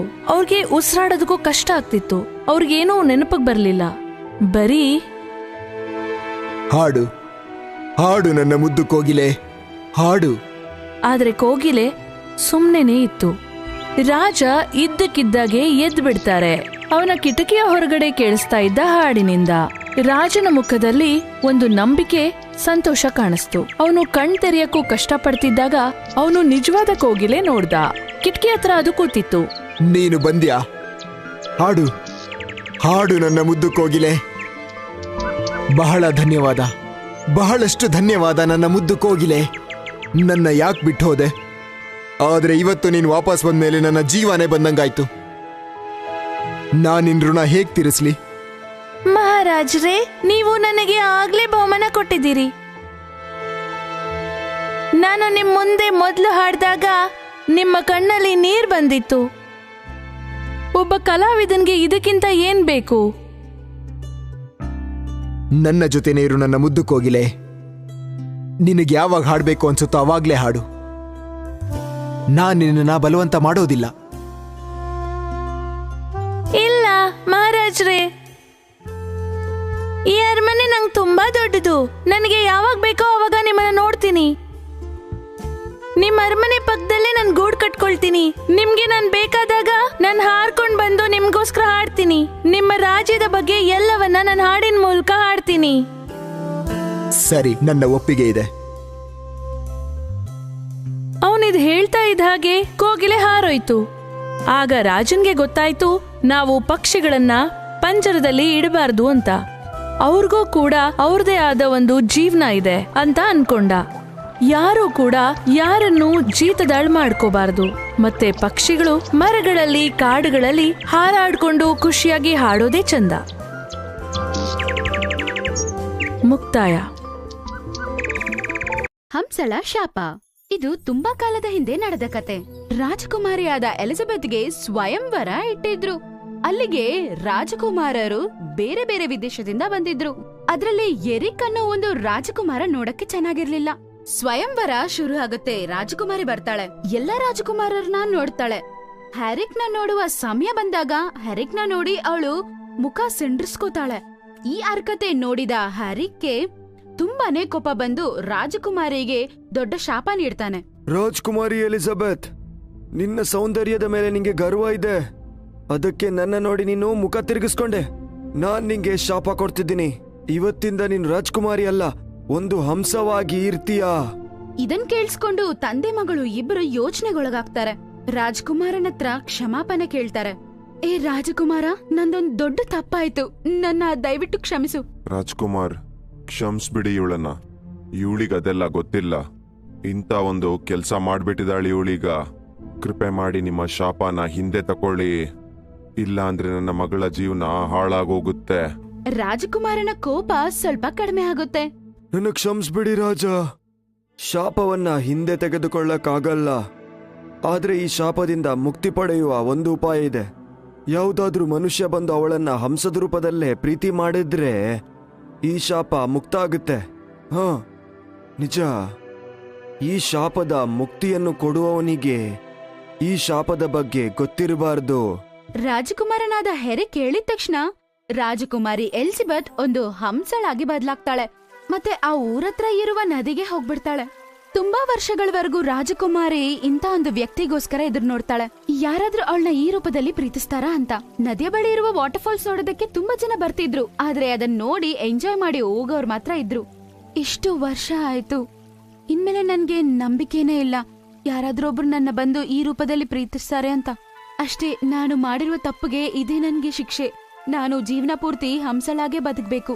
ಅವತ್ತಿನ ಸಾಯಂಕಾಲನೇ ಒಂದು ಹುಡುಗ ಜೇಮ್ಸ್ ಅನ್ನೋನ್ ಬರ್ತಾನೆ. ಅವನು ಆ ನದಿಯ ಬಳಿ ಬಂದು ಕುತ್ಕೋತಾನೆ. ಹಬ್ಬ, ಸಿಟಿಲಿ ಎಷ್ಟು ಸೌಂಡ್ ಇದೆ, ಆದ್ರೆ ಇಲ್ಲ ಆರಾಮಾಗಿದೆ. ಇಲ್ಲಿ ಬಂದು ಹೀಗನ್ಸ್ತಿದೆ ಇಲ್ಲೇ ಇರ್ಬೇಕು ಅಂತ. ಜೇಮ್ಸ್ ಒಂದು ಮಿಡಲ್ ಕ್ಲಾಸ್ ಹುಡುಗ. ಅವ್ರಿಗೆ ಅಪ್ಪ ಅಮ್ಮ ಯಾರೂ ಇಲ್ಲ, ಅವನೊಬ್ನೇ ಇದ್ದ. ಈ ನದಿ ವಾಟರ್ ಫಾಲ್ಸ್ ಎಲ್ಲ ನೋಡಿ ಅವ್ನ್ ಸ್ವಲ್ಪ ಶಾಂತಿ ಸಿಗುತ್ತೆ. ಅದಕ್ಕೆ ಸ್ವಲ್ಪ ಟೈಮ್ ಅಲ್ಲಿ ಸ್ಪೆಂಡ್ ಮಾಡೋಣ ಅಂತ ಕುತ್ಕೋತಾನೆ. ಸಡನ್ ಆಗಿ ಅವನ್ಗೊಂದ್ ವಾಯ್ಸ್ ಕೇಳ್ಸತ್ತೆ. ನೀನ್ ಹೆಂಗಿದ್ಯಾ? ಈ ನದಿಯ ನಡುವಲ್ಲಿ ಈ ಧ್ವನಿ ಎಲ್ಲಿಂದ ಬರ್ತಿದೆ? ನಂಗೆ ಭ್ರಮೆ ಅಲ್ವಲ್ಲ? ನಿನ್ನ ಕಿವಿ ಸುಳ್ಳು ಹೇಳ್ತಿಲ್ಲ. ಒಂದ್ಸಲ ಈ ಕಡೆ ನೀರೊಳಗಡೆ ನೋಡು. ನಾನು ಅನ್ಸಿನಿ. ಅರೆ, ಹಂಸಗಳು ಮಾತಾಡತ್ತಾ? ನೀನ್ ಮಾತಾಡಕ್ಕೆ ಸಾಧ್ಯ? ನಾನು ಮಾತಾಡಬಲ್ಲೆ, ಮತ್ತೆ ನಾನು ಇಲ್ಲೇ ವಾಸಿಸ್ತಿರ್ತೀನಿ. ಈ ನದಿ, ಈ ವಾಟರ್ ಫಾಲ್ಸ್ ಎಲ್ಲ ನಂದೇ. ನೀನು ಮಾತಾಡ್ಕೋತಾ ಇದ್ದಾಗ ನನಗ್ ಕೇಳ್ಸಿತು ನಿನ್ಗಿಲ್ಲಿ ತುಂಬಾ ಮನಶಾಂತಿ ಸಿಕ್ತು ಅಂತ. ಇಲ್ಲಿ ನಿನ್ಗೆ ಯಾವಾಗ ಬರ್ಬೇಕನ್ಸುತ್ತೋ ಬರ್ಬೋದು. ಧನ್ಯವಾದ ಇಲ್ಲಿಗೆ ಬರೋದಕ್ಕೆ, ನಂಗೆ ಪರ್ಮಿಷನ್ ಕೊಟ್ಟಿದ್ದಕ್ಕೆ. ಇಲ್ಲಿ ನಂಗೆ ತುಂಬಾ ಶಾಂತಿ ಸಿಗುತ್ತೆ. ಈ ಜಾಗನ ಬಿಟ್ಟೋಗೋಕೆ ನಂಗೆ ಮನ್ಸೇ ಬರ್ತಿಲ್ಲ. ನನ್ನ ಹೆಸರು ಎಲಿಜಬೆತ್. ನಿಮ್ಮ ಹೆಸರೇನು? ನನ್ನ ಹೆಸರು ಜೇಮ್ಸ್. ನಿಮ್ಮ ಹೆಸರಂತೂ ಯಾವುದೋ ರಾಜಕುಮಾರಿ ಆಗಿದೆ. ನನ್ನಪ್ಪ ನನ್ಗೆ ಎಲಿಜಬೆತ್ ಅಂತ ಹೆಸರಿಟ್ಟಿದ್ರು, ಮತ್ತೆ ಮಹಾರಾಣಿ ತರನೇ ನನ್ನ ನೋಡ್ಕೊಂಡ್ರು. ಬಾ, ಈ ನೀರು, ಈ ವಾಟರ್ ಫಾಲ್ಸ್ ನಿಂಗೆ ತೋರಿಸ್ತೀನಿ, ಮತ್ತೆ ಈ ಪರಿಸರ, ಹೂವ ಎಲ್ಲ ನಿಂಗೆ ತೋರಿಸ್ತೀನಿ. ಬಾ. ಅನ್ಸಿನಿ ಜೇಮ್ಸ್ಗೆ ಸುಂದರವಾದ ಪರಿಸರ, ನೀರು ಎಲ್ಲ ತೋರಿಸ್ತಾಳೆ. ರಾಜ್ಕುಮಾರನಿಗೋಸ್ಕರ ಸುಂದರವಾದ ಹೂವನ ಕೂಡ ತಂದ್ಕೊಡ್ತಾಳೆ. ವಾವ್ ಎಲಿಜಬೆತ್, ಇಂಥ ಒಳ್ಳೆ ಸೀನು ನಾನೆಲ್ಲೂ ನೋಡೇ ಇಲ್ಲ. ನಿನ್ನ ಜೊತೆ ಟೈಮ್ ಸ್ಪೆಂಡ್ ಮಾಡಿ ಮತ್ತೆ ಇಲ್ಲಿದ್ದು ನಂಗೆ ಸಮಾಧಾನ ಆಯ್ತು. ಹಾ ಜೇಮ್ಸ್, ನೀನ್ ಯಾವಾಗ ಬೇಕಾದ್ರೂ ಬರ್ಬೋದು. ನೀನ್ ಯಾವಾಗ ಬರ್ತೀಯ ಅಂತ ಕಾಯ್ತಿರ್ತೀನಿ. ಇಲ್ಲಿ ನಾನು ಒಬ್ಳೇ ಇರ್ತೀನಿ. ನಾನ್ ನಿಂಗೋಸ್ಕರ ಕಾಯ್ತಾ ಇರ್ತೀನಿ. ನಂಗೂ ಗೊತ್ತು ಒಬ್ಬರೇ ಇರೋದು ಹೇಗಾಗುತ್ತೆ ಅಂತ. ನಾಳೆ ನಾನು ಮತ್ತೆ ಬರ್ತೀನಿ. ಅನ್ಸನಿಯ ಮನಸ್ಸಲ್ಲಿ ಒಂದು ಚಿಕ್ಕ ಆಸೆ ಹುಟ್ಟುತ್ತೆ. ಜೇಮ್ಸ್ ಮಾತಾಡೋದು ಅವಳಿಗೆ ತುಂಬಾ ಇಷ್ಟ ಆಗುತ್ತೆ. ಅವನು ತುಂಬಾ ಸರಳವಾಗಿ ಮಾತಾಡ್ತಾನೆ. ಜೇಮ್ಸ್ ತುಂಬಾ ಒಳ್ಳೆಯವನಾಗಿರ್ತಾನೆ. ಮಾರನೇ ದಿನ ಸಾಯಂಕಾಲ ಅದೇ ಸಮಯಕ್ಕೆ ಜೇಮ್ಸ್ ಮತ್ತೆ ಬರ್ತಾನೆ. ಜೇಮ್ಸ್ ನ ನೋಡಿದ ತಕ್ಷಣ ಹಂಸಳಿಗೆ ತುಂಬಾ ಸಂತೋಷ. ಜೇಮ್ಸ್, ನಾನ್ ನಿನ್ಗೋಸ್ಕರನೇ ಕಾಯ್ತಿದ್ದೆ. ಸರಿಯಾದ ಸಮಯಕ್ಕೆ ನೀನ್ ಬಂದಿದೀಯಾ. ಇವಾಗ ಸೂರ್ಯ ಅಸ್ತಮ ಆಗುತ್ತೆ. ಈ ವಾಟರ್ ಫಾಲ್ಸ್ ಬಳಿ ಸೂರ್ಯ ಅಸ್ತಮ ನೋಡೋದಕ್ಕೆ ತುಂಬಾ ಚೆನ್ನಾಗಿರುತ್ತೆ ಗೊತ್ತಾ. ನಾನು ಇಲ್ಲೇ ಬರೋಕ್ಕೆ ಟ್ರೈ ಮಾಡ್ತಿದ್ದೆ, ಮತ್ತು ನನ್ನ ಕೆಲಸ ಮುಗ್ದ ಕೂಡ್ಲೇನೆ ನಾನು ಇಲ್ಲಿಗೆ ಹೊರಟು ಬಂದೆ. ನಿಜವಾಗ್ಲು ಸೂರ್ಯಾಸ್ತ ಇಲ್ಲಿಂದ ಚಂದ ಕಾಣ್ತಾ ಇದೆ. ಇಬ್ರು ಸೂರ್ಯಾಸ್ತಮ ನೋಡ್ತಾರೆ. ಸೂರ್ಯಾಸ್ತಮ ಆಗ್ತಿರುವ ಸುಂದರತ್ವವನ್ನು ನೋಡಿ ಜೇಮ್ಸ್ ತುಂಬಾನೇ ಸಂತೋಷ ಪಡ್ತಾನೆ. ಎಲಿಜಬೆತ್, ಈ ದೃಶ್ಯ ತುಂಬಾ ಚೆನ್ನಾಗಿದೆ ಕಣೆ. ಈ ದೃಶ್ಯ ನೋಡೋದಕ್ಕೆ ನಾನಿಲ್ಲಿ ಬರ್ತೀನಿ ಯಾವಾಗ್ಲೂ. ಹೌದು ಜೇಮ್ಸ್, ಸೂರ್ಯಾಸ್ತಮ ತುಂಬಾ ಚೆನ್ನಾಗಿರುತ್ತೆ. ಆದ್ರೆ ಎಷ್ಟೇ ಸುಂದರತ್ವ ಇದ್ರೂ ಒಬ್ರೇ ನೋಡ್ತಿದ್ರೆ ಅಷ್ಟು ಸಂತೋಷ ಆಗಲ್ಲ. ಎಲಿಜಬೆತ್, ನಿನ್ನ ದುಃಖ ನಂಗೆ ಅರ್ಥ ಆಗ್ತಿದೆ. ನೀನೊಬ್ಳೇ ಇದೆಯಾ ಅಂತ ಅನ್ಕೋಬೇಡ. ಇನ್ನು ನಾನು ನಿನ್ನ ಜೊತೆ ಇದ್ದೀನಿ. ನಿನ್ನ ಪ್ರತಿ ಸುಖ ದುಃಖದಲ್ಲಿ ನಾನಿರ್ತೀನಿ. ಜೇಮ್ಸ್ ಬಾಯಿಂದ ಈ ವಿಷಯ ಕೇಳಿ ಆನ್ಸಿನಿ ತುಂಬಾ ಸಂತೋಷ ಪಡ್ತಾಳೆ. ಅವಳ ಕಣ್ಣಲ್ಲಿ ಆನಂದ ಬಾಷ್ಪ ತುಂಬಿತ್ತು, ಮನಸ್ಸಲ್ಲಿ ನಂಬಿಕೆ ತುಂಬಿತ್ತು. ಎಲಿಜಬೆತ್ಗೆ ಜೇಮ್ಸ್ ಅಂದ್ರೆ ತುಂಬಾ ಇಷ್ಟ. ಮತ್ತವಳಿಗೊಂದ್ ವಿಷಯ ಅರ್ಥ ಆಗುತ್ತೆ. ಒಬ್ಬ ಮನುಷ್ಯನನ್ನ ಅವನ ಸುಂದರತ್ವ ಇಲ್ಲ ಅವನ ಹತ್ರ ಇರೋ ದುಡ್ಡನ್ನ ನೋಡಿ ನಾವು ಅವನ್ ಎಂತವನು ಅಂತ ನಿರ್ಣಯ ಮಾಡಕ್ಕಾಗಲ್ಲ. ಜೇಮ್ಸ್ಗೆ ಕೂಡ ಎಲಿಜಬೆತ್ ಅಂದ್ರೆ ಇಷ್ಟ. ಆದ್ರೆ ಯಾವಾಗ್ಲೂ ಅವನ್ ಮನ್ಸಲ್ಲಿ ಒಂದ್ ವಿಷಯ ಓಡ್ತಿತ್ತು. ಆನ್ಸಿನಿ ಒಂದು ಮನುಷ್ಯನನ್ನ ಪ್ರೀತಿಸ್ತಾಳ? ಒಂದಿನ ಜೇಮ್ಸ್ ಹಂಸ ನೋಡಕ್ ಹೋಗಲ್ಲ. ಎಲಿಜಬೆತ್ಗೆ ತುಂಬಾ ಬೇಜಾರಾಗತ್ತೆ. ಅವಳಿಗೆ ಒಂದೇ ವಿಷಯ ಮನ್ಸಲ್ಲಿ ಓಡ್ತಿರುತ್ತೆ, ಜೇಮ್ಸ್ಗೆ ಏನಾದ್ರೂ ಹಾನಿ ಆಗಿರುತ್ತಾ ಅಂತ. ರಾತ್ರಿ ಎಲ್ಲ ಸರಿಯಾಗಿ ನಿದ್ದೆನೂ ಬರಲ್ಲ. ಇವತ್ತು ಜೇಮ್ಸ್ ಬಂದಿಲ್ಲ, ಏನಾದ್ರೂ ಕಷ್ಟದಲ್ಲಿ ಸಿಕ್ಕಾಕೊಂಡಿರ್ತಾನ? ಅಯ್ಯೋ ದೇವ್ರೆ, ಜೇಮ್ಸ್ ನ ಕಾಪಾಡು. ಮಾರನೇ ದಿನ ಜೇಮ್ಸ್ ಹಂಸಳನ್ನ ನೋಡಕ್ ಬರ್ತಾನೆ. ಅವನ್ನ ನೋಡಿ ಎಲಿಜಬೆತ್ ಹೀಗಂತಾಳೆ, ಜೇಮ್ಸ್ ನಿನ್ನೆ ಯಾಕೆ ಬಂದಿಲ್ಲ? ನೀನ್ ಬಂದಿಲ್ಲ ಅಂತ ನನ್ಗೆ ತುಂಬಾ ಭಯ ಆಯ್ತು ಗೊತ್ತಾ? ಬರಕ್ಕಾಗಲ್ಲ ಅಂತ ಒಂದ್ ಮಾತು ಹೇಳಿರ್ಬೋದಲ್ವಾ? ನೀನ್ ಚೆನ್ನಾಗಿದ್ಯಲ್ವಾ? ಇನ್ಮೇಲೆ ಹೇಳ್ದೆ ಈ ತರ ಬರ್ದೇ ಇರ್ಬೇಡ ಆಯ್ತಾ? ನನ್ಗೆ ತುಂಬಾ ಭಯ ಆಯ್ತು. ಅಯ್ಯೋ, ನನ್ನ ಕ್ಷಮಿಸ್ಬಿಡು ಎಲಿಜಬೆತ್. ನನಗೆ ಕೆಲಸಕ್ಕೆ ಬೇರೆ ಊರಿಗೆ ಹೋಗ್ಬೇಕಿತ್ತು. ಇವತ್ತು ಬೆಳಿಗ್ಗೆನೆ ಬಂದಿದ್ದು. ಮುಂದೆ ನಾನು ನಿಂಗೆ ಹೇಳ್ದೆ ಎಲ್ಗೋಗಲ್ಲ, ಇಂಥ ಮಿಸ್ಟೇಕ್ ಕೂಡ ಮಾಡಲ್ಲ. ನಿಂಗೆ ದುಃಖ ತರೋದು ನನ್ನ ಮೂಲ ಅಲ್ಲ. ಅವನ್ ಬಗ್ಗೆ ಇಷ್ಟು ಯೋಚನೆ ಮಾಡಿರೋದನ್ನ ನೋಡಿ ಅವನ್ಗೆ ತುಂಬಾ ಸಂತೋಷ ಆಗತ್ತೆ. ಅವ್ರ ಅಮ್ಮ ಬಿಟ್ರೆ ಅವನ್ ಬಗ್ಗೆ ಯೋಚನೆ ಮಾಡೋರು ಬೇರೆ ಯಾರೂ ಇಲ್ಲ. ಅವನ ಮನಸ್ಸಲ್ಲಿ ಎಲಿಜಬೆತ್ ಮೇಲೆ ಪ್ರೀತಿ ಇನ್ನೂ ಹೆಚ್ಚಾಗುತ್ತೆ. ಜೇಮ್ಸ್ ಅವನ್ ಮನ್ಸಲ್ಲಿರೋ ಮಾತು ಹನ್ಸನಿಗೆ ಹೇಳ್ಬೇಕು ಅಂತ ಅನ್ಕೋತಾನೆ. ಏನಾದ್ರೂ ನೋಡ್ಕೊಳ್ಳೋಣ ಅಂತ ಯೋಚನೆ ಮಾಡ್ತಾನೆ. ಎಲಿಜಬೆತ್, ನಾನು ನಿಂಗೇನೋ ಹೇಳಬೇಕು ಕಣೆ. ಹೇಳು ಜೇಮ್ಸ್, ಏನ್ ವಿಷಯ? ನಾನಿನ್ನ ತುಂಬ ಪ್ರೀತಿ ಮಾಡ್ತೀನಿ. ಈಗ ನನ್ನ ಮನಸ್ಸು ನಿನ್ನ ಜೊತೆನೇ ಇರಬೇಕು ಅನ್ಸುತ್ತೆ. ಬೆಳಿಗ್ಗೆ ಎದ್ದು ನಾನು ಇಲ್ಲಿಗೆ ಬರೋದೇ ಕಾಯ್ತಿರ್ತೀನಿ. ನಿನ್ನ ಮೀಟ್ ಆಗಬೇಕು, ಮಾತಾಡಬೇಕು ಅನ್ಸುತ್ತೆ. ಜೇಮ್ಸ್ ಹಂಗ ಅಂದಿದ ತಕ್ಷಣ ಹಾಸಿನಿ ಒಂದು ಸುಂದರವಾದ ರಾಜಕುಮಾರಿಯಾಗಿ ಬದಲಾಗ್ತಾಳೆ. ಇದನ್ ನೋಡಿದ ತಕ್ಷಣ ಜೇಮ್ಸ್ಗೆ ಆಶ್ಚರ್ಯವಾಗ್ಬಿಡುತ್ತೆ. ಅರೆ ಎಲಿಜಬೆತ್, ನೀನು ಹೇಗೆ ಮನುಷ್ಯ ಅದೆ? ಮತ್ತು ನೀನು ಎಲ್ಲಿಯ ರಾಜಕುಮಾರಿನಾ? ಹೌದು ನನ್ನ ಪ್ರೀತಿಯ ಜೇಮ್ಸ್. ಸ್ವಲ್ಪ ವರ್ಷಗಳ ಮುಂದೆ ಒಂದು ರಾಜಕುಮಾರನ ರೂಪವನ್ನು ನೋಡಿ ನನ್ ಮುಖ ಸಿಂಡ್ರಿಸ್ಕೊಂಡೆ. ಅದಕ್ಕೆ ಅವನ್ ನನ್ಗೆ ಶಾಪ ನೀಡ್ದ. ಯಾರಾದ್ರೂ ಮನುಷ್ಯ ಬಂದು ನಿನ್ನನ್ನ ಒಳ್ಳೆ ಮನಸ್ಸಿಂದ ಪ್ರೀತಿಸ್ತಾನೋ ಆಗ್ಲೇ ನೀನು ಮನುಷ್ಯನ ರೂಪಕ್ಕೆ ಬದಲಾಗ್ತೀಯಾ ಅಂತ. ನಾನೇನ್ ಅನ್ಕೊಂಡೆ ಅಂದ್ರೆ ನಾನು ಹಂಸಳ ರೂಪದಲ್ಲೇ ತೀರ್ಕೋತೀನಿ ಅಂತ. ಆದ್ರೆ ನನ್ಗೆ ಒಳ್ಳೆಯ ಪ್ರೀತಿ ಸಿಕ್ತು. ಅಂದ್ರೆ ನೀನೊಬ್ಳು ರಾಜಕುಮಾರಿನಾ? ಈಗ ನೀನು ನನ್ನನ್ನ ಪ್ರೀತಿಸೋಲ್ಲ ಅಲ್ವಾ? ನಿನ್ನ ನೋಡಿದ್ಮೇಲೆನೆ ನಿಜವಾದ ಪ್ರೀತಿ ಏನಂತ ಗೊತ್ತಾಯ್ತು. ಒಬ್ಬ ಮನುಷ್ಯ ಹಂಸಳನ್ನು ಪ್ರೀತಿಸ್ತಿದ್ದಾನೆ ಅಂದ್ರೆ ಅವನು ಮನಸ್ಸು ಎಷ್ಟು ಒಳ್ಳೇದಂತ ತಿಳ್ಕೊ. ಅವನು ಬೇರೆ ಎಲ್ಲಾ ವಿಷಯನೂ ಬಿಟ್ಟು ಪ್ರೀತಿಗೆ ಮುಖ್ಯತ್ವ ಕೊಟ್ಟಿದ್ದಾನೆ ಅಂತ. ಒಳ್ಳೆಯ ಮನಸ್ಸಿರುವ ನಿನ್ನಂತ ಸಾಹುಕಾರನನ್ನು ನಾನು ಎಲ್ಲೂ ನೋಡೇ ಇಲ್ಲ. ನಿನ್ನ ನಾನು ಮದ್ವೆ ಮಾಡ್ಕೋಬೇಕನ್ಕೋತಿದ್ದೀನಿ ಜೇಮ್ಸ್. ಏನು ಜೇಮ್ಸ್, ನನ್ನ ಮದ್ವೆ ಮಾಡ್ಕೊಳಕ್ಕೆ ನಿಂಗೆ ಇಷ್ಟನಾ? ಹಾ ಎಲಿಜಬೆತ್, ನಾನು ನಿನ್ನ ತುಂಬಾ ಪ್ರೀತಿಸ್ತೀನಿ. ನೀನಿಲ್ದೆ ನಂಗೆ ಬದುಕೋಕೆ ಆಗಲ್ಲ ಕಣೆ. ಈ ರೀತಿ ಜೇಮ್ಸ್ ಮತ್ತೆ ಎಲಿಜಬೆತ್ಗೆ ಮದುವೆ ಆಗುತ್ತೆ. ಎಲಿಜಬೆತ್ನ ಅಪ್ಪ ಮೂಲಕವಾಗಿ ಜೇಮ್ಸ್ಗೆ ರಾಜ್ಯನೂ ಸಿಗುತ್ತೆ. ಜೇಮ್ಸ್, ಎಲಿಜಬೆತ್ ಮತ್ತೆ ಅವ್ರ ಅಪ್ಪನ ಜೊತೆ 3 ಜನ ಸಂತೋಷವಾಗಿ ಜೀವಿಸ್ತಾರೆ. ಅಲೆಕ್ಸಾನ ಕೈದಿ ಜೀವನ. ತುಂಬಾ ಕಾಲದ ಹಿಂದೆ ನಡೆದ ಒಂದು ಕತೆ. ಇಂಗ್ಲೆಂಡಿನ ರಾಜ ಮತ್ತೆ ರಾಣಿ ಅವರ ಮಗನಾದ ಕೆವಿನಿನ ಮದುವೆಗೋಸ್ಕರ ಒಂದು ಸುಂದರವಾದ ರಾಣಿನ ಹುಡುಕ್ತಿದ್ರು. ಅಂದ್ರೆ ರಾಜಕುಮಾರರ ಅನೆಬರೆಹೆಯಲ್ಲಿ ಬೇರೆ ಏನೋ ಬರ್ದಿತ್ತು.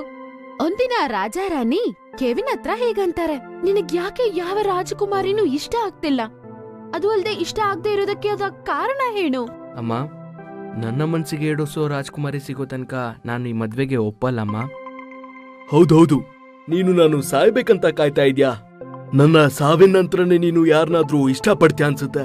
ಹಾಗಲ್ಲ ಪಿತಾಶ್ರೀ, ಜೀವನ ಪೂರ್ತಿ ಜೊತೆ ಬಾಳಲಾರ ಯಾವ ಹುಡುಗಿಯೂ ಸಿಕ್ಕಿಲ್ಲ. ಸಿಕ್ಕಿದ್ರೆ ಖಂಡಿತವಾಗ್ಲೂ ಮದ್ವೆ ಆಗ್ತೀನಿ. ಒಂದಿನ ರಾಜ್ಕುಮಾರ್ ಕೆವಿನ್ ಆ ಊರಿನ ರಸ್ತೆಯಲ್ಲಿ ಅವರ ಸೈನಿಕರ ಜೊತೆ ಹೋಗ್ತಿರ್ತಾರೆ. ಆಗ ಅವರು ಬಡವ ತಂದೆ ತಾಯಿಯ ಮಗಳಾದ ಅಲೆಕ್ಸಾನ ನೋಡ್ತಾರೆ. ಅವಳು ಅವರ ಅಪ್ಪ ಅಮ್ಮನ ಎತ್ಕೊಂಡು ವೈದ್ಯಕನ ಹತ್ರ ಹೋಗ್ತಿರ್ತಾರೆ. ಇದನ್ ನೋಡಿ ರಾಜಕುಮಾರನಿಗೆ ಆಶ್ಚರ್ಯ ಮತ್ತೆ ಮನಸ್ಸಲ್ಲಿ ಹೀಗೆ ಯೋಚನೆ ಮಾಡ್ತಾರೆ. ಮಾರನೇ ದಿನ ರಾಜಮಹಲಲ್ಲಿ ಎಲ್ಲರೂ ಒಂದುಗೂಡ್ತಾರೆ. ಆಗ ಮಂತ್ರಿಗಳು ಬರ್ತಾರೆ. ಮಂತ್ರಿಗಳೇ, ಅವಳು ಯಾವ ಹುಡುಗಿ ಅಂತ ಪತ್ತೆ ಹಚ್ಚಿ ನಾನು ಅವಳನ್ನೇ ಮದ್ವೆ ಆಗ್ತೀನಿ. ರಾಜ, ರಾಣಿ ಮತ್ತು ರಾಜ್ಕುಮಾರರಿಗೆ ಜೈ. ಅವಳು ಯಾರು ಅಂತ ನಾನು ಪತ್ತೆ ಹಚ್ಚಿದ್ದೀನಿ. ಅವಳ ಹೆಸರು ಅಲೆಕ್ಸಾ. ಅವಳು ಬಡವ ತಂದೆ ತಾಯಿಯ ಮಗಳು. ಸ್ವಲ್ಪ ದಿನದಿಂದ ಅವರು ತುಂಬಾನೇ ಅನಾರೋಗ್ಯದಿಂದ ಇದ್ದಾರೆ. ಆದ್ರಿಂದ ಅವಳು ತನ್ನ ತಂದೆ ತಾಯಿನ ಹೆಗಲ್ ಮೇಲೆ ಹೊತ್ಕೊಂಡು ಹೋಗ್ತಾ ಇದ್ಲು. ತುಂಬಾನೇ ಧನ್ಯವಾದಗಳು ಮಂತ್ರಿಗಳೇ. ಪಿತಾಶ್ರೀ, ನಾನು ಅದೇ ಹುಡುಗಿನ ಮದ್ವೆ ಆಗ್ತೀನಿ. ನಿನ್ಗೇನ್ ಮರಳ ರಾಜ್ಕುಮಾರ ಕೆವಿನ್? ಅವಳ ಮತ್ತು ನಿನ್ನ ಜೋಡಿ ಸಾಧ್ಯವಿಲ್ಲ. ನೀನು ಒಬ್ಬ ರಾಜ್ಕುಮಾರ, ಅವಳು ಒಂದು ಬಡ ಕುಟುಂಬದ ಹುಡುಗಿ. ಪಿತಾಶ್ರೀ, ನಾನು ಮದ್ವೆ ಅಂತ ಆದ್ರೆ ಅವಳನ್ನೇ. ನೀವಿಬ್ರು ಇದ್ರ ಬಗ್ಗೆ ಯೋಚನೆ ಮಾಡ್ಬೇಡಿ. ಇವ್ರು ನಮ್ಮ ಒಬ್ಬನೇ ವಾರಸ. ಅವ್ನೇನ್ ಹೇಳ್ತಾನೋ ಅದೇ ಆಗೋದು. ಮಾರನೇ ದಿನ ಕೆವಿನ್ ಮತ್ತೆ ಅವ್ರ ಅಮ್ಮ ಇಬ್ರು ಸೇರಿ ಅಲೆಕ್ಸಾ ಮನೆಗೆ ಮದ್ವೆ ವಿಷಯ ಮಾತಾಡಕ್ ಹೋಗ್ತಾರೆ. ಮದ್ವೆ ವಿಷಯನೂ ಮಾತಾಡ್ತಾರೆ. ಆದ್ರೆ ಇವರು ಬಡವರಾಗಿರುವ ಕಾರಣದಿಂದ ಅವರು ತುಂಬಾ ಕಷ್ಟಪಟ್ಟು ಈ ಮದ್ವೆಗೆ ಒಪ್ಕೊಳ್ಳೋದಿಲ್ಲ ಅಂತ ಹೇಳ್ತಾರೆ. ನನ್ಗೆ ಮದ್ವೆ ಆಗ್ಬಾರ್ದು ಅಂತ ಏನೂ ಇಲ್ಲ, ಆದ್ರೆ ಮದ್ವೆ ಆಗ್ಬಿಟ್ರೆ ನಮ್ಮಪ್ಪ ಅಮ್ಮನ ಯಾರ್ ನೋಡ್ಕೋತಾರೆ? ಅಲೆಕ್ಸಾ, ನೀನ್ ಚಿಂತೆ ಮಾಡ್ಬೇಡ. ನಿನ್ನ ತಂದೆ ತಾಯಿಯನ್ನ ನೋಡ್ಕೊಳ್ಳೋ ಜವಾಬ್ದಾರಿ ನಂದು. ನಮ್ಮಿಬ್ಬರ ಮದುವೆ ಆದ್ಮೇಲೂ ಅವರಿಗೆ ಯಾವುದೇ ರೀತಿ ಕೊರತೆ ಇರೋಲ್ಲ. ರಾಣಿ ಕೈ ಮುಗಿದು ಅಲೆಕ್ಸನ ಅಪ್ಪ ಮಾತ್ರ ಹೇಗಂತಾರೆ, ದಯವಿಟ್ಟು ಈ ಮದ್ವೆಗೆ ಒಪ್ಕೊಳ್ಳಿ. ಅದನ್ ಕೇಳಿ ಅಲೆಕ್ಸಾ ಅವ್ರ ಅಪ್ಪ ಅಮ್ಮ ತಲೆ ಅಲ್ಲಾಡ್ಸಿ ಸರಿ ಅಂತಾರೆ. ನನ್ನ ಮಗಳ ಹಣೆ ಬರಹ ಇಷ್ಟು ಚೆನ್ನಾಗಿರತ್ತ ಅನ್ಕೊಂಡಿಲ್ಲ. ನೀವೇನ್ ಅನ್ಕೋತೀರೋ ಹಂಗೆ ಮಾಡೋಣ. ರಾಜಕುಮಾರನ್ಗೆ ಕೊಟ್ಟು ಮದ್ವೆ ಮಾಡೋಣ. ಈ ರೀತಿ ಅಲೆಕ್ಸಾ ಮತ್ತೆ ರಾಜಕುಮಾರ್ ಕೆವಿನ್ಗೆ ಮದ್ವೆ ಆಗುತ್ತೆ. ಆಗ ರಾಜ್ಮಹಲ್ಗೆ ಸೇರಿದ ದಾಯಿಮಾ ಅಲೆಕ್ಸಾನ ನೋಡಿ ಅವರ ಭವಿಷ್ಯವಾಣಿ ಹೇಳ್ತಾಳೆ. ಮಹಾರಾಜ್ ಮಹಾರಾಣಿಗೆ ಜೈ ಹೋ. ಇದು ಹೇಳೋದಕ್ಕೆ ನನಗೆ ತುಂಬಾ ಬೇಜಾರಾಗ್ತಿದೆ, ಆದ್ರೆ ನಾನಿದನ್ನ ಹೇಳಲೇಬೇಕು. ರಾಜಕುಮಾರನ ಮೃತ್ಯುಕ್ಕೆ ಕಾರಣ ಅಲೆಕ್ಸಾ ಆಗ್ತಾಳೆ. ದಾಯಿಮಾನ ಮಾತು ಕೇಳಿ ರಾಣಿ ಅಳ್ತಾ ಹೀಗಂತಾಳೆ, ಏನ್ ಹೇಳ್ತಿದ್ದೀರ ದಾಯಿಮಾ ನೀವು? ನೀವ್ ಹೇಳಿರೋ ಮಾತ್ನ ವಾಪಸ್ ತಗೊಳ್ಳಿ. ಇದ್ ನಾನ್ ಸುಮ್ನೆ ಹೇಳಿದ್ದು ಅಂತ ಹೇಳಿ. ನೋಡ್ದೆ ನಿನ್ ಮಗನ ಆಯ್ಕೆನ? ತನ್ನ ಸಾವನ್ನೇ ಮದ್ವೆ ಆಗಿ ಅರಮನೆಗೆ ತೆಗೆದುಕೊಂಡ್ ಬಂದಿದ್ದಾನೆ. ಈ ವ್ಯರ್ಥವಾಗಿರೋ ವಿಷಯಗಳನ್ನೆಲ್ಲ ನಾನು ನಂಬಲ್ಲಮ್ಮ. ನಾನು ಅಲೆಕ್ಸಾಗೆ ಮಾತ್ ಕೊಟ್ಟಿದ್ದೀನಿ, ಯಾವಾಗ್ಲೂ ನಿನ್ ಜೊತೆನೆ ಇರ್ತೀನಿ ಅಂತ. ರಾಜಕುಮಾರರೇ, ಅರ್ಥ ಅಲ್ದೆ ಮಾತಾಡ್ಬೇರಿ. ಇವತ್ತಿನವರೆಗೂ ನನ್ನ ಭವಿಷ್ಯವಾಣಿ ಯಾವತ್ತಿಗೂ ತಪ್ಪಾಗಿಲ್ಲ. ನಿಮ್ಗೆ ಗೊತ್ತಿದೆ ಅಲ್ವೇ? ತುಂಬಾ ಹೊತ್ತು ಚರ್ಚೆ ಮಾಡಿದ್ಮೇಲೆ ರಾಜಕುಮಾರಿಯಾದ ಅಲೆಕ್ಸಾನ ಕೆವಿನ್ ಕರ್ಕೊಂಡ್ ಹೋಗಿ ಒಂದು ಚಿಕ್ಕ ಗುಡಿಸಲಲ್ಲಿ ಕೈದಿ ತರ ಇಡ್ತಾನೆ. ಅಟ್ಲೀಸ್ಟ್ ಅವಳು ಅವನ ಕಣ್ಮುಂದೆ ಆದ್ರೂ ಇರ್ತಾಳೆ ಅಂತ ಯೋಚನೆ ಮಾಡ್ತಾನೆ. ಒಂದಿನ ಏನಾಗುತ್ತಂದ್ರೆ, ಕಾಪಾಡಿ ಕಾಪಾಡಿ, ಯಾರಾದ್ರೂ ಹಾವಿಂದ ನನ್ನ ಕಾಪಾಡಿ. ಆಗ ಕೆವಿನ್ಗೆ ಅಲೆಕ್ಸಾ ಕಿರ್ಚೋ ಶಬ್ದ ಕೇಳಿ ಅಲ್ಲಿಂದ ಬೇಗ ಹೋಗ್ತಾನೆ. ಅಯ್ಯೋ, ಎಂತ ದುಸ್ಥಿತಿ ದೇವ್ರೆ. ನನ್ನ ಮಾತ್ ಕೊಟ್ಟಂತೆ ನನ್ನ ಹೆಂಡತಿನ ಕಾಪಾಡ್ಕೊಳಕಾಗ್ತಿಲ್ಲ. ಅಲೆಕ್ಸಾ ಹಾವನ್ನ ನೋಡಿ ತುಂಬಾನೇ ಭಯಪಟ್ಟಿರ್ತಾಳೆ. ಹೆದರ್ಬೇಡ, ನಾನು ನಿನ್ಗೆ ಏನು ಮಾಡೋಲ್ಲ. ನನಗೆ ನಿನ್ನ ಕುಟೀರದಲ್ಲಿ ಇರೋಕೆ ಸ್ವಲ್ಪ ಜಾಗ ಕೊಡು ಸಾಕು. ನನ್ನನ್ನ ನಂಬು, ನಿನ್ಗೆ ಯಾವುದೇ ತೊಂದ್ರೆನ ನಾನು ಕೊಡೋಲ್ಲ. ಸರಿ, ಇದೇ ವಿಷಯ ಅಂದ್ರೆ ನಿನ್ನ ಜೊತೆ ಇರ್ಬೋದು. ನಾನು ತುಂಬಾ ದೇಹದಿಂದ ಇಲ್ಲಿ ಒಬ್ಳೇ ಇದ್ದೀನಿ. ಅಲೆಕ್ಸಾ ಮತ್ತೆ ಆ ಹಾವು ಅವತ್ತಿಂದ ಜೊತೆ ಸಂತೋಷವಾಗಿತ್ತು. ಅಲೆಕ್ಸಾ ಹಾವಿಗೆ ಸಹ ಆಹಾರನ ತಯಾರು ಮಾಡಿ ಕೊಡ್ತಿದ್ಲು. ಒಂದಿನ ನಾಗಪಂಚಮಿಯ ದಿನ ಆಗಿತ್ತು. ಆ ದಿನ ಅವಳು ಪೂಜೆ ಮಾಡಿ ಅವರ ಗಂಡನ ಆಯುಷ್ಗೋಸ್ಕರ ಬೇಡ್ಕೋತಾಳೆ. ಅಲೆಕ್ಸಾ, ನೀನು ಬಹಳನೇ ಮುಗ್ಧಳು. ನಿನ್ನ ಕಾಳಜಿನೇ ಮಾಡ್ದಿರೋ ನಿನ್ನ ಪತಿಯ ಆಯುಷ್ಯ ಅಭಿವೃದ್ಧಿಗೆ ಪೂಜೆ ಮಾಡ್ತಿದ್ಯಾ? ಇಲ್ಲ, ಆತರ ಏನೂ ಇಲ್ಲ. ಅವರು ನನ್ನ ಗಂಡ. ಅವರ ಆರೋಗ್ಯ ಆಯುಷ್ಯ ನನಗೆ ತುಂಬಾ ಮುಖ್ಯ. ನೀವು ನನಗೆ ಸುಮಂಗಳಿಯಾಗಿ ಬದುಕೋದಕ್ಕೆ ಆಶೀರ್ವಾದ ನೀಡಿ. ಹಿಂಗೆ ದಿನ ಕಳೆಯುತ್ತೆ. ಒಂದಿನ ಆ ರಾಜಮಹಲಲ್ಲಿ ಒಂದು ಮಹಾಮಾರಿ ಆಹ್ವಾನಿಸುತ್ತೆ. ಆ ಮಹಾಮಾರಿ ರಾಜ, ರಾಜಕುಮಾರಿ, ಕೆವಿನ್ ಅವ್ರ ಜೊತೆಗೆ ಆ ಊರಲ್ಲಿರುವ ಎಲ್ಲಾರ್ಗೂ ಬಂದಿರುತ್ತೆ. ಮತ್ತೆ ಈ ಮಹಾಮಾರಿಯ ಕಾರಣದಿಂದ ರಾಜ, ರಾಣಿ, ಕೆವಿನ್ 3 ಜನ ಬೆಡ್ ಮೇಲೆ ಇದ್ದಾರೆ ಅಂತ ಗೊತ್ತಾಗಿದ ತಕ್ಷಣ ಅಲೆಕ್ಸಾಗೆ ತುಂಬಾ ಬೇಜಾರಾಗುತ್ತೆ. ನಾನು ರಾಜಮಹಲ್ ಒಳಗಡೆ ಹೋಗಿ ನನ್ನ ಕುಟುಂಬನ ಕಾಪಾಡ್ಕೋಬೇಕು. ಕೊಟ್ಟು ಭಾಷೆನ ಮರ್ತ್ಬಿಟ್ಯಾ ಅಲೆಕ್ಸಾ? ನನಗೆಲ್ಲ ಜ್ಞಾಪಕ ಇದೆ, ಆದ್ರೆ ನನ್ನ ಕರ್ತವ್ಯದಿಂದ ನಾನು ಹಿಂದೆ ಹೋಗಕ್ಕಾಗಲ್ಲ. ನಾನ್ ನನ್ನ ಕುಟುಂಬನ ಕಾಪಾಡ್ಬೇಕು. ಅವ್ರಿಗೆ ನನ್ನ ಅವಶ್ಯಕತೆ ಇದೆ ಇವತ್ತು. ನನ್ನ ದೇವರ ಮೇಲೆ ನನ್ಗೆ ನಂಬಿಕೆ ಇದೆ. ಯಾವಾಗ್ಲೂ ಅವ್ರು ನನ್ಗೆ ಅನ್ಯಾಯ ಮಾಡಲ್ಲ. ಮಹಾಮಾರಿಯ ಬಗ್ಗೆ ಏನು ಯೋಚನೆ ಮಾಡ್ದೆ ಅಲೆಕ್ಸಾ? ರಾಜಮಹಲ್ ಒಳಗಡೆ ಹೋಗಿ ರಾಜ ರಾಣಿ ಕೆವಿನ್ ನ ಚೆನ್ನಾಗ್ ನೋಡ್ಕೋತಾಳೆ. ಮಹಾಮಾರಿಯಿಂದ ಅವಳು ತಪ್ಸ್ಕೋತಾರೆ. ಇದೆಲ್ಲ ನೋಡಿ ರಾಜ ರಾಣಿಗೆ ಅವ್ರು ಮಾಡಿರುವ ತಪ್ಪು ಚೆನ್ನಾಗ್ ಅರ್ಥವಾಗುತ್ತೆ. ಇಬ್ರು ಈ ತರ ಮಾತಾಡ್ಕೋತಾರೆ. ನಾವು ತುಂಬಾನೇ ದೊಡ್ಡ ಪಾಪ ಮಾಡಿದೀವಿ. ಇಂಥ ನಿಸ್ವಾರ್ಥ ಸೊಸೆಯನ್ನು ಅರ್ಥನೇ ಮಾಡ್ಕೊಳ್ಳಿಲ್ಲ. ಇಬ್ರು ಅವ್ರು ಮಾಡಿರುವ ತಪ್ಪನ್ನ ಅರ್ಥ ಮಾಡ್ಕೋತಾರೆ. ಮತ್ತೆ ಕೈ ಜೋಡಿಸಿ ಅಲೆಕ್ಸಾ ಹತ್ರ ಹೀಗಂತಾರೆ, ನಮ್ಮನ್ನ ಕ್ಷಮಿಸು ತಾಯಿ, ಮಗನ ಮೇಲೆ ಇರೋ ಪ್ರೀತಿಯಿಂದ ಅಜ್ಞಾನವಾಗಿ ನಡ್ಕೊಂಡ್ವಿ. ಪರವಾಗಿಲ್ಲ ಅಮ್ಮ, ಏನ್ ನಡಿಬೇಕೋ ಅದಾಯ್ತು. ಕ್ಷಮಾಪಣೆ ಕೇಳ್ಬೇಕಂತ ಏನೂ ಇಲ್ಲ. ಆಗ ಆ ಹಾವು ರಾಜಮಹಲ್ ಒಳಗಡೆ ಬರುತ್ತೆ. ಅದೊಂದು ವಿಶಾಲವಾದ ರೂಪವನ್ನು ತಗೊಳುತ್ತೆ. ಅದನ್ನ ನೋಡಿ ಎಲ್ಲರೂ ತುಂಬಾ ಭಯ ಪಡ್ತಾರೆ. ಮತ್ತೆ ಅವರು ಹೀಗಂತಾರೆ, ನೋಡಿದ್ರಾ, ನೀವು ಮಾಡಿದ ಸತ್ಕಾರ, ಸೊಸೆ ಮಾಡಿದ ಕರ್ಮಫಲ. ಇವಳು ಏನಾದ್ರೂ ಇಲ್ಲಿ ಇರ್ಲಿಲ್ಲ ಅಂದಿದ್ರೆ ನೀವೆಲ್ಲರೂ ಸತ್ತೋಗ್ಬಿಡ್ತಿದ್ರಿ. ಇನ್ನೂ ಸಮಯ ಇದೆ, ಅರ್ಥ ಮಾಡ್ಕೊಳ್ಳಿ. ಹಂಗಂತ ಹೇಳಿ ಆ ಹಾವು ಅಲ್ಲಿಂದ ಮಾಯ ಆಗ್ಬಿಡುತ್ತೆ. ಮತ್ತೆ ಈ ಕಥೆಯಿಂದ ನಾವೇನ್ ಕಲ್ತ್ಕೊಂಡ್ವಿ? ನಾವೊಬ್ಬರಿಗೆ ಮಾಡೋ ಸಹಾಯ ಯಾವಾಗ್ಲೂ ನಮ್ ಹಿಂದೆನೆ ಬರುತ್ತೆ.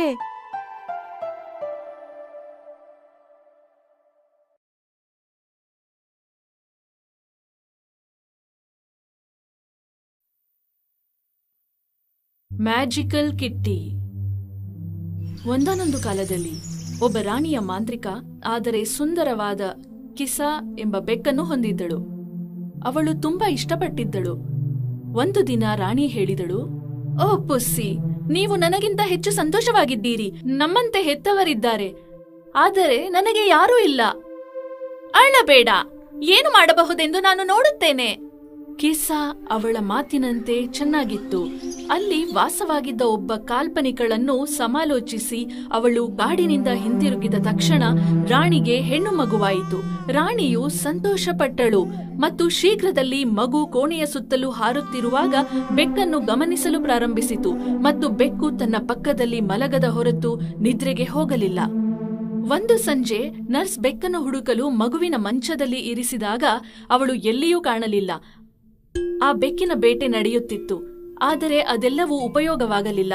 ಬೆಕ್ಕು ಓಡಿ ಹೋಯಿತು ಮತ್ತು ಅವಳು ಎಲ್ಲಿಗೆ ಹೋಗಿದ್ದಾಳೆಂದು ಯಾರಿಗೂ ಕೇಳಲು ಸಾಧ್ಯವಾಗಲಿಲ್ಲ.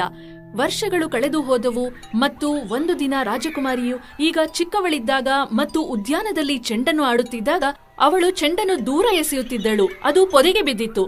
ರಾಜಕುಮಾರಿ ಅದರ ಹಿಂದೆ ಓಡಿದಾಗ ಅವಳಿಗೆ ಅಲ್ಲಿ ಒಂದು ಧ್ವನಿ ಕೇಳಿಸಿತು. ಇಂಗಿಬೋರ್ಗ್, ಇಂಗಿಬೋರ್ಗ್, ನೀನು ನನ್ನನ್ನು ಮರೆತಿದ್ದೀಯಾ? ನಾನು ಕಿಸಾ, ನಿನ್ನ ತಂಗಿ. ಆದರೆ ನನಗೆ ಯಾವ ಸಹೋದರಿನೂ ಇಲ್ಲ. ನಾನು ನಿಮ್ಮ ಪಕ್ಕದಲ್ಲಿ ನಿಮ್ಮ ಹಾಸಿಗೆಯಲ್ಲಿ ಹೇಗೆ ಮಲಗಿದ್ದೆ ಎಂದು ನಿಮಗೆ ನೆನಪಿಲ್ಲವೇ? ಹಾಗಾದರೆ ನೀನು ಯಾಕೆ ಹೋದೆ? ಆದರೆ ಕಿಸಾ ಉತ್ತರಿಸುವ ಮೊದಲು ಇಂಗಿಬೋರ್ಡ್ನ ಪರಿಚಾರಕರು ದೃಶ್ಯಕ್ಕೆ ಉಸಿರುಗಟ್ಟಿದರು ಮತ್ತು ಕಿಸಾ ಮತ್ತೆ ಕಾಡಿಗೆ ಹೋದರು. ರಾಜಕುಮಾರಿಯು ತನ್ನ ಪರಿಚಾರಕರೊಂದಿಗೆ ತುಂಬಾ ಕೋಪಗೊಂಡಳು ಮತ್ತು ರಾಣಿಗೆ ಎಲ್ಲವನ್ನೂ ಹೇಳಿದಳು. ಹೌದು ಕಿಸಾ, ಹೇಳಿದ್ದು ನಿಜ. ನಾನು ಅವಳನ್ನು ಮತ್ತೆ ನೋಡಲು ಇಷ್ಟಪಡಬೇಕಾಗಿತ್ತು. ಮರುದಿನ ಬೆಳಿಗ್ಗೆ ಅದು ತುಂಬಾ ಬಿಸಿಯಾಗಿತ್ತು ಮತ್ತು ರಾಜಕುಮಾರಿ ತಾನು ಕಾಡಿಗೆ ಹೋಗಬೇಕೆಂದು ಘೋಷಿಸಿದಳು. ಅಲ್ಲಿ ದೊಡ್ಡ ನೆರಳಿನ ಮರಗಳಿಂದಾಗಿ ಅದು ತಂಪಾಗಿತ್ತು. ಎಂದಿನಂತೆ ಅವಳ ಪರಿಚಾರಕರು ಅವಳೊಂದಿಗೆ ಬಂದರು ಮತ್ತು ಹೊಳೆಯ ಪಕ್ಕದಲ್ಲಿ ಕುಳಿತಾಗ ಅವಳ ಸೇವಕರು ನಿದ್ರೆಗೆ ಜಾರಿದರು. ರಾಜಕುಮಾರಿ ಇದನ್ನು ನೋಡಿದಳು ಮತ್ತು ಅವಳು ಕೆಲವು ಯಕ್ಷಿಣಿಯರು ಅಥವಾ ಸ್ವಲ್ಪ ಕಂದು ಎಲ್ವೆಸ್ ಅನ್ನು ನೋಡಬೇಕೆಂದು ನಿರೀಕ್ಷಿಸುತ್ತಾ ಮುಂದೆ ನಡೆದಳು. ಆದರೆ ಅಲ್ಲಿ ಭಯಾನಕ ದೈತ್ಯನನ್ನು ಭೇಟಿಯಾದಳು. ನಾನು ಸೇವಕನನ್ನು ಹುಡುಕುತ್ತಿದ್ದೆ ಮತ್ತು ನೀವು ಸಾಯಲು ಬಯಸಿದ್ದರೆ ನಾನು ಈಗ ನಿನ್ನನ್ನು ಕಂಡುಕೊಂಡೆ. ಬನ್ನಿ, ನನ್ನನ್ನು ಅನುಸರಿಸಿ. ರಾಜಕುಮಾರಿಗೆ ತುಂಬಾ ಭಯವಾಯಿತು. ಆದರೆ ದೈತ್ಯನಿಗೆ ಅವಿಧೇಯತೆಯಿಂದ ಯಾವುದೇ ಪ್ರಯೋಜನವಿಲ್ಲ. ಅವರು ಬಹಳ ದೂರ ಹೋದರು ಮತ್ತು ಇಂಗಿಬೋರ್ ತುಂಬಾ ದಣಿದರು ಮತ್ತು ದೀರ್ಘಕಾಲದವರೆಗೆ ಅಳಲು ಪ್ರಾರಂಭಿಸಿದರು. ಆಗ ತಿರುಗಿ ದೈತ್ಯ ಹೇಳಿದ, ಅಸಹ್ಯ ಶಬ್ದಗಳನ್ನು ಮಾಡುವ ಸೇವಕರನ್ನು ನಾನು ಇಷ್ಟಪಡುವುದಿಲ್ಲ. ನೀವು ಅಳಲು ಬಯಸಿದರೆ ನಾನು ನಿಮಗೆ ಅಳಲು ಏನನ್ನಾದರೂ ನೀಡುತ್ತೇನೆ. ಮತ್ತು ಅವನು ತನ್ನ ಬೆಲ್ಟ್ನಿಂದ ಕೊಡಲಿಯನ್ನು ಎಳೆದುಕೊಂಡು ಅವಳ ಪಾದಗಳಿಂದ ಸಂಪೂರ್ಣವಾಗಿ ಚಿನ್ನದಿಂದ ಮಾಡಲ್ಪಟ್ಟ ಮತ್ತು ಅಮೂಲ್ಯವಾದ ಕಲ್ಲುಗಳಿಂದ ಅಲಂಕರಿಸಲ್ಪಟ್ಟ ಅವಳ ಪಾದಗಳನ್ನು ಕತ್ತರಿಸಿ ತನ್ನ ಜೇಬಿಗೆ ಹಾಕಿದನು. ನಂತರ ಅವನು ಅವಳನ್ನು ಬಿಟ್ಟು ಹೋದನು. ಬಡ ಇಂಗಿಬೋರ್ಗ್ ಹುಲ್ಲಿನ ಮೇಲೆ ಕುಳಿತು ಆಕಾಶದಲ್ಲಿ ಸೂರ್ಯನು ಇನ್ನೂ ಎತ್ತರದಲ್ಲಿ ಹೊಳೆಯುತ್ತಿದ್ದನು. ಯಾರಾದರೂ ದಯವಿಟ್ಟು ನನಗೆ ಸಹಾಯ ಮಾಡಿ, ನಾನು ಬರುತ್ತಿದ್ದೇನೆ ಮತ್ತು ಇನ್ನೊಂದು ಕ್ಷಣದಲ್ಲಿ ತನ್ನ ಬಾಲವನ್ನು ಚಾವಟಿಯಂತೆ ಬಳಸಿದ ಕಿಸಾ ನಡೆಸುತ್ತಿದ್ದ ಬಂಡಿ ಮರಗಳ ಮೂಲಕ ಸಾಗಿತು. ಕಿಸಾ ಇಂಗಿಬೋರ್ಗ್ ಅಲ್ಲಿ ಕುಳಿತುಕೊಂಡಿರುವುದನ್ನು ಕಂಡಳು. ಅವಳು ಕೆಳಗೆ ಜಿಗಿದಳು ಮತ್ತು ಇಂಗಿಬೋರ್ಗನ್ನು ತನ್ನ ಪುಟ್ಟ ಗುಡಿಸಲಿಗೆ ಕರೆದೊಯ್ದಳು. ಅವರು ತಲುಪಿದರು ಮತ್ತು ಈ ಸಮಯದಲ್ಲಿ ಅಸಾಮಾನ್ಯ ನಡಿಗೆಯಿಂದಾಗಿ ಸುಮಾರು ಮೂರ್ಛೆ ಹೋಗುತ್ತಿದ್ದ ಇಂಗಿಬೋರ್ಗ್ ದುರಾಸೆಯಿಂದ ಸ್ವಲ್ಪ ಹಾಲು ಕುಡಿದ ನಂತರ ದಿಂಬುಗಳ ಮೇಲೆ ಮುಳುಗಿದನು. ನೀನು ಈಗ ಮಲಗು, ನಾನು ಸ್ವಲ್ಪ ಹೊತ್ತಿನಲ್ಲಿ ಬರುತ್ತೇನೆ. ನಂತರ ಕಿಸಾ ಬಂಡಿಯನ್ನು ಹತ್ತಿ ನೇರವಾಗಿ ದೈತ್ಯನ ಗುಹೆಗೆ ಓಡಿಸಿದನು. ಕೆಲವು ಮರಗಳ ಹಿಂದೆ ತನ್ನ ಗಾಡಿಯನ್ನು ಬಿಟ್ಟು ಕಿಸಾ ತೆರೆದ ಬಾಗಿಲಿಗೆ ಮೆಲ್ಲನೆ ತೆವಳಿದಳು ಮತ್ತು ದೈತ್ಯನು ಊಟ ಮಾಡುತ್ತಿದ್ದಾಗ ಏನು ಗುಣಗುತ್ತಿದ್ದಾನೆಂದು ಕೇಳಿದಳು. ಈಗ ಮೂರ್ಖ ರಾಜಕುಮಾರಿ ಕಾರಣವಿಲ್ಲದೆ ಅಳದಿರಲು ಕಲಿಯುತ್ತಾಳೆ. ಮತ್ತು ಅವನು ತನ್ನ ಕೆಟ್ಟ ನಡವಳಿಕೆಗಾಗಿ ಇಂಗಿಬೋರ್ಗ್ಗೆ ಎಲ್ಲಾ ರೀತಿಯ ಹೆಸರುಗಳನ್ನು ಕರೆಯುವುದರಲ್ಲಿ ನಿರತರಾಗಿದ್ದನು. ಕಿಸಾ ತನ್ನ ದೊಡ್ಡ ಬೌಲ್ ಸೂಪ್ನಲ್ಲಿ ಉಪ್ಪಿನ ಸಂಪೂರ್ಣ ಚೀಲವನ್ನು ಖಾಲಿ ಮಾಡುತ್ತಿದ್ದದ್ದನ್ನು ಅವನು ಗಮನಿಸಲಿಲ್ಲ ಮತ್ತು ದೊಡ್ಡ ಗುಟುಕಿನಲ್ಲಿ ದೈತ್ಯನು ಆ ಸೂಪ್ ಕುಡಿದು ಅಳುತ್ತಾನೆ. ಓ, ಇದೇನು? ಇದು ಹೇಗೆ ಉಪ್ಪಾಯಿತು? ನನಗೆ ಸ್ವಲ್ಪ ನೀರು ಸಿಗದಿದ್ರೆ ನಾನು ಸಾಯ್ತೇನೆ. ಮತ್ತು ಗುಹೆಯಿಂದ ಧಾವಿಸಿ ಅವನು ನದಿಯ ಕಡೆಗೆ ಓಡಿ ಹೋದನು. ನಂತರ ಕಿಸಾ ಗುಡಿಸಲನ್ನು ಪ್ರವೇಶಿಸಿದಳು ಮತ್ತು ಇಂಗಿಬೋರ್ಗ್ ಕಾಲುಂಗರವನ್ನು ಕಂಡುಕೊಂಡಳು ಮತ್ತು ಅದನ್ನು ತನ್ನ ಬಂಡಿಯಲ್ಲಿ ಹಾಕಿಕೊಂಡು ಮತ್ತೆ ಹಿಂದಕ್ಕೆ ಓಡಿದಳು. ಇಂಗಿಬೋರ್ಗ್ ಅವಳನ್ನು ನೋಡಿ ಧನ್ಯವಾದ ಹೇಳಿ ಅಮೂಲ್ಯವಾದ ಕಾಲುಂಗರವನ್ನು ಹಿಡಿದುಕೊಂಡು ಬಂದಳು. ಓ, ಧನ್ಯವಾದಗಳು ಕಿಸಾ. ಈ ಕಾಲುಂಗುರ ನನಗೆ ತುಂಬಾ ಪ್ರಿಯವಾಗಿದೆ ಮತ್ತು ನೀವು ಅದನ್ನು ಕಂಡುಕೊಂಡಿದ್ದೀರಿ. ತುಂಬಾ ಧನ್ಯವಾದಗಳು. ನಾಳೆ ನಾನು ನಿಮ್ಮನ್ನು ಮತ್ತೆ ನಿಮ್ಮ ಮನೆಗೆ ತಲುಪಿಸುತ್ತೇನೆ. ಮತ್ತು ಅವಳು ಮಾಡಿದಳು. ಮತ್ತು ಕಿಸಾ ಬಂಡಿಯನ್ನು ಅರಮನೆಯ ಗೇಟ್ಗೆ ಓಡಿಸಿದಾಗ ಮತ್ತು ರಾಜ ಮತ್ತು ರಾಣಿ ತಮ್ಮ ಕಳೆದುಕೊಂಡ ಮಗಳು ಅವಳ ಪಕ್ಕದಲ್ಲಿ ಕುಳಿತಿರುವುದನ್ನು ನೋಡಿ ಬಹುಮಾನವನ್ನು ಕೇಳಿದರು. ಆನಂತರ ಅವರೆಲ್ಲರೂ ಸೇರಿ, ನಾವು ಅದರ ಬಗ್ಗೆ ನಂತರ ಮಾತನಾಡುತ್ತೇವೆ. ಅವಳು ತನ್ನ ಅತ್ಯುತ್ತಮ ಬಿಲ್ಲು ಮಾಡಿ ಹಿಂತಿರುಗಿದಳು. ಕಿಸಾ ತನ್ನನ್ನು ತೊರೆದಾಗ ರಾಜಕುಮಾರಿ ತುಂಬಾ ಅತೃಪ್ತಿ ಹೊಂದಿದ್ದಳು. ಅವಳು ತಿನ್ನುವುದಿಲ್ಲ ಅಥವಾ ಕುಡಿಯುವುದಿಲ್ಲ. ನನ್ನ ಮಗಳೇ, ಏನಾಯ್ತು ನಿನಗೆ? ನಾವು ಪ್ರಯತ್ನಿಸದೆ ಬಿಟ್ಟಿರುವುದು ಏನಾದರೂ ಇದೆಯೇ? ರಾಜಕುಮಾರಿಯನ್ನು ಶಪಿಸಲಾಗಿದೆ ಎಂದು ಅರ್ಥೈಸಿಕೊಳ್ಳಬಹುದು. ನೀವೆಲ್ಲರೂ ನನ್ನ ಮಗಳಿಗೆ ಆಶೀರ್ವಾದ ನೀಡಿ. ಒಂದು ಬೆಕ್ ತರೋಣ್ವಾ? ಅವಳ ತಾಯಿ ಅವಳನ್ನು ಬೇಗನೆ ಕರೆತರುತ್ತಾಳೆ. ನಂತರ ರಾಜ ಅಕ್ಕಪಕ್ಕದ ರಾಜ್ಯಗಳಿಂದ ರಾಜಕುಮಾರರನ್ನು ಕರೆಸಿ ಅವರಲ್ಲಿ ಒಬ್ಬರನ್ನು ಆಯ್ಕೆ ಮಾಡಲು ಹೇಳಿದನು. ಆಗ ಅವಳು ಒಬ್ಬ ರಾಜಕುಮಾರನನ್ನು ನಿರ್ಧರಿಸಿದಳು. ರಾಜ ಮತ್ತು ರಾಣಿ ಬಹಳ ಸಂತೋಷಪಟ್ಟರು ಮತ್ತು ಅವರ ಭವ್ಯವಾದ ಔತಣವನ್ನು ತಯಾರಿಸಬೇಕೆಂದು ಆದೇಶಿಸಿದರು. ಮದುವೆ ಮುಗಿದಾಗ ಕಿಸಾ ಕಾಣಿಸಿಕೊಂಡಳು. ನಾನು ನನ್ನ ಬಹುಮಾನವನ್ನು ಪಡೆಯಲು ಬಂದಿದ್ದೇನೆ. ಈ ರಾತ್ರಿ ರಾಜಕುಮಾರಿ ಹಾಸಿಗೆಯ ಬುಡದಲ್ಲಿ ಮಲಗಲು ಅವಕಾಶ ಮಾಡಿಕೊಡಿ. ಇಷ್ಟೇನಾ? ಇದು ಸಾಕು. ಮತ್ತು ಬೆಳಿಗ್ಗೆ ಮುಂಜಾನೆ ಅದು ರಾಜಕುಮಾರಿಯ ಹಾಸಿಗೆಯ ಬುಡದಲ್ಲಿ ಮಲಗಿರುವ ಬೆಕ್ಕು ಅಲ್ಲ, ಆದರೆ ಇನ್ನೊಬ್ಬ ಸುಂದರ ರಾಜಕುಮಾರಿ. ನಾನು ಹಗೆತನದ ಕಾಲ್ಪನಿಕತೆಯಿಂದ ಮೋಡಿ ಮಾಡಲ್ಪಟ್ಟಿದ್ದೇನೆ. ನಾನು ಕೆಲವು ರೀತಿಯ ಕಾರ್ಯವನ್ನು ಮಾಡುವವರೆಗೂ ಮುಕ್ತಗೊಳಿಸಲಾಗಲಿಲ್ಲ. ನಂತರ ಅವರೆಲ್ಲರೂ ಹೆಚ್ಚು ಸಂತೋಷಪಟ್ಟರು ಮತ್ತು ನಂತರ ರಾಜಕುಮಾರಿ ಕಿಸಾ ಕೂಡ ಇನ್ನೊಬ್ಬ ರಾಜಕುಮಾರನನ್ನು ಮದುವೆಯಾದಳು ಮತ್ತು ತನ್ನ ರಾಜ್ಯಗಳಲ್ಲಿ ಒಂದನ್ನು ಆಳಲು ಹೋದಳು. ಅಂತ್ಯ. ಪರಿ ಮತ್ತೆ ರಾಜಕುಮಾರ.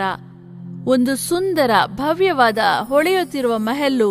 ಅದರಲ್ಲಿ ಒಳ್ಳೆಯ ಕಲಾಕೃತಿಗಳನ್ನ ಚೆನ್ನಾಗಿ ಮಾಡಿದ್ದಾರೆ.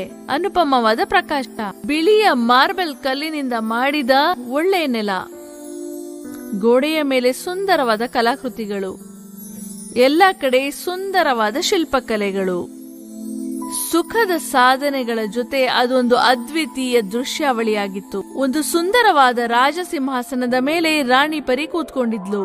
ಅಷ್ಟರಲ್ಲಿ ಪರಿಲೋಕದ ತುಂಬಾ ಸುಂದರವಾದ ಚಿತ್ರಲೇಖ ದರ್ಬಾರ್ಗೆ ಬಂದೇ ಬಿಟ್ಲು. ಚಿತ್ರಲೇಖ ಸುಂದರ ಕಣ್ಣುಗಳು, ದೊಡ್ಡ ದೊಡ್ಡ ಕಣ್ಣುಗಳು, ಸುಂದರವಾದ ಗುಲಾಬಿ ಮುಖ. ಅವಳೇ ಸುಂದರತೆಯ ಅದ್ಭುತವಾದ ಮಾದರಿಯಾಗಿದ್ಲು. ಅವಳು ದಯಾಳು, ನಿಜ ಹೇಳೋಳು ಮತ್ತೆ ಪರೋಪಕಾರಿಯಾಗಿದ್ಲು. ಅದಕ್ಕೆ ಅವಳನ್ನ ಎಲ್ಲರೂ ಇಷ್ಟಪಡ್ತಿದ್ರು. ರಾಣಿ ಅವರೇ, ನೀವ್ ನನ್ನ ಕರೆದ್ರಾ? ಹಾ, ಬಾ ಚಿತ್ರಲೇಖ. ಈಗ ನೀನ್ ಹೇಗಿದ್ಯಾ ಹೇಳು? ಈಗ ನಾನು ಪೂರ್ತಿಯಾಗಿ ಆರಾಮಾಗಿದ್ದೀನಿ. ಈಗ ನಾನು ಕುಣಿಬಹುದು, ಹಾಡಬಹುದು ಮತ್ತೆ ಗಾಳಿಯಲ್ಲಿ ಸುಂದರವಾಗಿ ಓಡಾಡಬಹುದು. ಇದಂತೂ ತುಂಬಾ ಒಳ್ಳೇದಾಯ್ತು. ನನಗೆ ನಿಂದೆ ಯೋಚನೆ ಆಗ್ಬಿಟ್ಟಿತ್ತು. ಈಗ ನಾನು ನಿಶ್ಚಿಂತೆಯಿಂದ ಇದ್ದೀನಿ. ಹತ್ರದಲ್ಲೇ ಇನ್ನೂ ಒಬ್ಳು ಪರಿ ಚಿತ್ರ. ಅವಳು ಇದನ್ನೆಲ್ಲ ಕೇಳಿ ಶಾಕ್ ಆದ್ಲು. ಚಿಕ್ಕ ವಯಸ್ಸಿಂದನೂ ಪರಿ ಚಂದ್ರಲೇಖ ಅಂದ್ರೆ ಹೊಟ್ಟೆವ್ರಿ ಪಟ್ಕೊಂತಿದ್ಲು.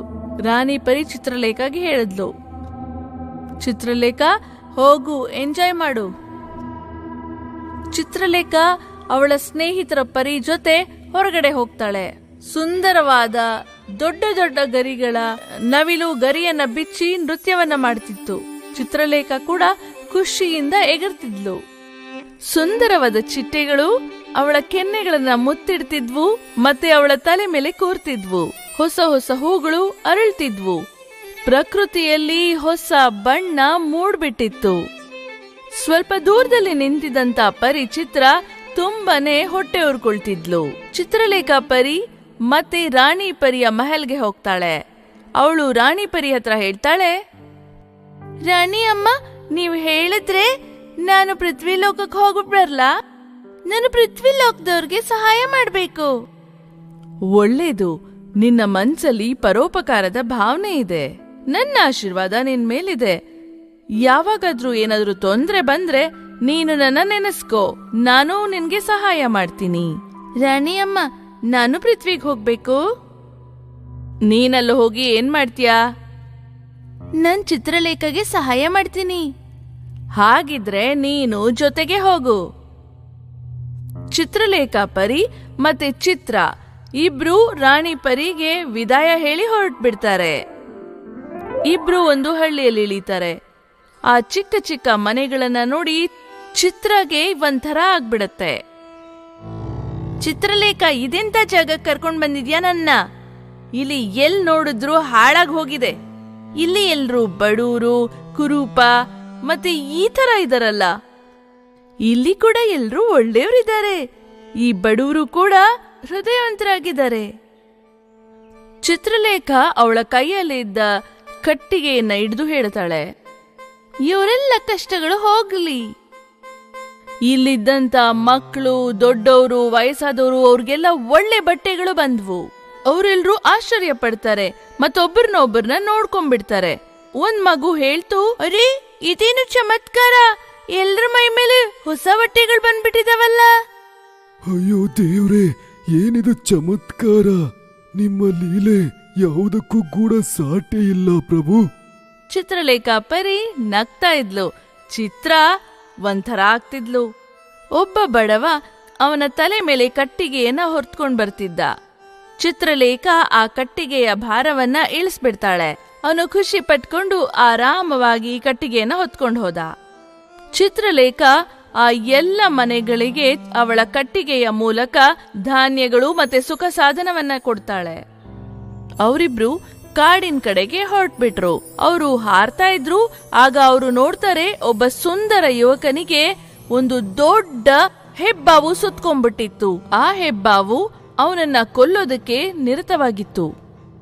ಚಿತ್ರ, ಬಾ, ನಾವದಕ್ಕೆ ಸಹಾಯ ಮಾಡೋಣ. ಚಿತ್ರಲೇಖ ಅವಳ ಮಾಯಾ ಕಟ್ಟಿಗೆಯಿಂದ ಆ ಹೆಬ್ಬಾವನ್ನ ಆ ಯುವಕನಿಂದ ದೂರ ಮಾಡ್ತಾಳೆ. ಆ ಯುವಕ ಎದ್ ನಿಂತ್ಕೊಳ್ತಾನೆ ಮತ್ತವನು ನಿಟ್ಟುಸಿರು ಬಿಡ್ತಾನೆ. ಅವನು ಎದುರುಗಡೆ ನೋಡ್ತಾನೆ. ಚಿತ್ರಲೇಖ ಅವನನ್ನ ನೋಡಿ ನಗ್ತಿರ್ತಾಳೆ. ಅವನ ಎದುರುಗಡೆ ಅನುಪಮ ಸುಂದರಿ ಚಿತ್ರಲೇಖ ಪರಿಯನ್ನ ನೋಡಿ ಆ ಯುವಕ ತುಂಬಾನೇ ಆಶ್ಚರ್ಯ ಪಡ್ತಾನೆ. ಅವನು ಅವನೆರಡು ಕೈಗಳನ್ನ ಮುಗಿತಾನೆ. ಹೇ ದೇವಿ, ನೀವು ನನ್ನ ಜೀವನ ಕಾಪಾಡಿ ನನಗೆ ತುಂಬಾ ದೊಡ್ಡ ಉಪಕಾರವನ್ನ ಮಾಡಿದ್ದೀರಾ. ನಿಮ್ ಹೆಸರೇನು? ನನ್ನ ಹೆಸರು ಚಿತ್ರವೀರ. ನಿಮ್ಮ ಶುಭನಾಮವೇನು? ನಾನ್ ಚಿತ್ರಲೇಖ, ಪರಿಲೋಕದಲ್ಲಿರ್ತೀನಿ. ನೀವ್ ನಿಮ್ ಬಗ್ಗೆ ವಿಸ್ತಾರವಾಗಿ ಹೇಳ್ತೀರಾ? ನಾನು ಈ ರಾಜ್ಯದ ರಾಜಕುಮಾರ. ಆದರೆ ಈಗ ನಾನು ಬೀದಿಗೆ ಬಂದಿದ್ದೇನೆ. ಸುಮಾರು ದಿನಗಳ ಮುಂಚೆ ನನ್ನ ಅಪ್ಪ ಅಮ್ಮನನ್ನ ಒಬ್ಬ ದುಷ್ಟ ರಾಕ್ಷಸ ಗುಹೆಯಲ್ಲಿ ಬಂಧಿಸಿಟ್ಟಿದ್ದಾನೆ. ನನ್ನ ರಾಜ್ಯವನ್ನು ಕೂಡ ಅವನು ಕಬಳಿಸ್ಕೊಂಡ. ರಾಜ್ಕುಮಾರನ ಮಾತನ್ನ ಕೇಳಿ ಚಿತ್ರಲೇಖಗೆ ತುಂಬಾ ದುಃಖ ಆಯ್ತು. ಚಿತ್ರಲೇಖ ರಾಜ್ಕುಮಾರನಿಗೆ ಹೇಳಿದ್ಲು, ನೀವ್ ಯೋಚನೆ ಮಾಡಬೇಡಿ, ಎಲ್ಲ ಸರಿ ಹೋಗ್ಬಿಡತ್ತೆ. ಚಿತ್ರಲೇಖ ಅವಳ ಕಟ್ಟಿಗೆಯಿಂದ ಒಂದು ಚಿಕ್ಕ ಎಲ್ಲ ವ್ಯವಸ್ಥೆ ಇರುವಂತ ಮಹಲನ್ನ ಮಾಡ್ತಾಳೆ. ಹೇ ರಾಜ್ಕುಮಾರ, ನೀವೀ ಮಹಲಲ್ಲಿ ಇರಿ, ಮುಂದಿನ ವ್ಯವಸ್ಥೆಯನ್ನ ನಾವು ಮಾಡ್ತೀವಿ. ಅವ್ರ 3 ಜನ ಅದೇ ಮಹಲಲ್ಲಿ ಇರ್ತಾ ಇದ್ರು. ಚಿತ್ರಾಪರಿಗೂ ರಾಜ್ಕುಮಾರ ತುಂಬಾ ಇಷ್ಟ ಇದ್ದ. ಚಿತ್ರಲೇಖಾಗೂ ಕೂಡ ರಾಜ್ಕುಮಾರ್ ತುಂಬಾನೇ ಇಷ್ಟ ಆಗ್ತಿದ್ದ. ಚಿತ್ರಲೇಖ ರಾಜ್ಕುಮಾರನನ್ನ ಮಾತಾಡ್ಸೋವಾಗೆಲ್ಲ ಚಿತ್ರಾಗೆ ಒಂಚೂರು ಇಷ್ಟನೇ ಆಗ್ತಿರ್ಲಿಲ್ಲ. ಅವಳು ಹೊಟ್ಟೆ ಹುರ್ಕೊಳ್ತಿದ್ಲು. ಮತ್ತೆ ಚಿತ್ರಲೇಖ ಅವಳು ಮಾಡ್ತಿದ್ದಂತ ಪರೋಪಕಾರಗಳನ್ನ ನೋಡಿ ಕೂಡ ಚಿತ್ರ ಸಹಿಸ್ತಾನೇ ಇರ್ಲಿಲ್ಲ. ಚಿತ್ರ ಸ್ವಾರ್ಥಿಯಾಗಿದ್ಲು, ಅವಳ ಬಗ್ಗೆ ಮಾತ್ರ ಯೋಚಿಸ್ತಿದ್ಲು. ಚಿತ್ರ ಮನ್ಸಲ್ಲೇ ಚಿತ್ರಲೇಖನ ಹೇಗಾದ್ರೂ ಹಾಳ್ ಮಾಡ್ಬೇಕು ಅಂತ ಅನ್ಕೊಂಡ್ಲು. ರಾಜ್ಕುಮಾರನ್ನ ಕೂಡ ಅವಳಿಗೋಸ್ಕರ ಪಡ್ಕೋಬೇಕು ಅನ್ಕೊಂಡ್ಲು. ರಾಜ್ಕುಮಾರನ ಮನ್ಸಲ್ಲಿ ಚಿತ್ರಲೇಖನೇ ತುಂಬ್ಕೊಂಡ್ಬಿಟ್ಟಿದ್ಲು. ಒಂದಿನ ಚಿತ್ರ ಅವಳ ಮಾಯೆ ಕಡ್ಡಿಯನ್ನು ಉಪಯೋಗಿಸಿ ಚಿತ್ರಲೇಖ ರೆಕ್ಕಿನ ಸುಟ್ಟು ಹಾಕಿದ್ಲು. ಚಿತ್ರಲೇಖಾಗೆ ತುಂಬಾ ಕೋಪ ಬಂತು. ಚಿತ್ರ, ನೀನೇನ್ ಮಾಡ್ದೆ? ನಾನ್ ನಿನಗೇನ್ ಮಾಡಿದ್ದೆ ಹೇಳು? ರಾಜ್ಕುಮಾರ ಓಡ್ ಬಂದು ಚಿತ್ರಾಗ್ ಹೇಳ್ದ, ನೀವ್ ಏನ್ ಮಾಡಿದ್ದೀರಾ? ನೀವ್ ಮಾಡಿರೋದು ತುಂಬಾ ದೊಡ್ಡ ತಪ್ಪು. ಚಿತ್ರಾಗೆ ರಾಜ್ಕುಮಾರ ಹೇಳಿದ್ದು ಒಂಚೂರು ಇಷ್ಟ ಆಗ್ಲಿಲ್ಲ. ಆದ್ರೆ ಅವಳು ರಾಜ್ಕುಮಾರನಿಗೆ ಏನೂ ಮಾಡ್ಲಿಲ್ಲ. ಈ ಮಾಯೆ ರಾಕ್ಷಸನಿಂದ ಹೇಗ್ ಸೇಡ್ ತೀರ್ಸ್ಕೊಳ್ಳೋದೀಗ? ಚಿತ್ರಲೇಖಾಗೆ ರಾಣಿ ಪರಿಯ ಜ್ಞಾಪಕ ಬಂತು. ಅವಳು ಅವರನ್ನ ನೆನ್ಸ್ಕೊಂಡ್ಲು. ರಾಣಿ ಪರಿ ಎದುರುಗಡೆನೆ ಇದ್ಲು. ಚಿತ್ರಲೇಖನ ನೋಡಿ ಅವ್ರಿಗೆ ತುಂಬಾನೇ ಕೋಪ ಬಂತು. ಅವರು ಕೋಪದಿಂದ ಚಿತ್ರ ಕಡೆ ನೋಡ್ತಾರೆ. ನಿನಗೆ ಇದಕ್ಕೆ ಶಿಕ್ಷೆ ಸಿಗತ್ತೆ. ಚಿತ್ರ ತಲೆ ಬಗ್ಸ್ಕೊಂಡ್ಬಿಟ್ಟಿದ್ಲು. ಚಿತ್ರಲೇಖ ರಾಣಿ ಪರಿಗೆ ರಾಜ್ಕುಮಾರ ಮತ್ತೆ ಆ ದುಷ್ಟ ರಾಕ್ಷಸನ ಬಗ್ಗೆ ಎಲ್ಲವನ್ನ ಹೇಳ್ಬಿಡ್ತಾರೆ ರಾಣಿ ಪರಿಗೆ. ರಾಣಿ ಪರಿ ಅವರ ಮಾಯೆ ಶಕ್ತಿಯಿಂದ ಚಿತ್ರಲೇಖಗೆ ಹೊಸ ರೆಕ್ಕೆಗಳನ್ನ ಕೊಟ್ಬಿಡ್ತಾರೆ. ಚಿತ್ರಲೇಖ ಖುಷಿ ಪಟ್ಲು. ರಾಣಿ ಪರಿ, ಚಿತ್ರಲೇಖ, ಚಿತ್ರ ಮತ್ತೆ ರಾಜಕುಮಾರನ ಜೊತೆ ದುಷ್ಟ ರಾಕ್ಷಸನ ಹತ್ರ ಬರ್ತಾರೆ. ಜಾದೂಗಾರ ರಾಕ್ಷಸ ಈ ಮೂವರನ್ನ ನೋಡಿ ತುಂಬಾ ಜೋರಾಗಿ ನಗ್ತಿದ್ದ.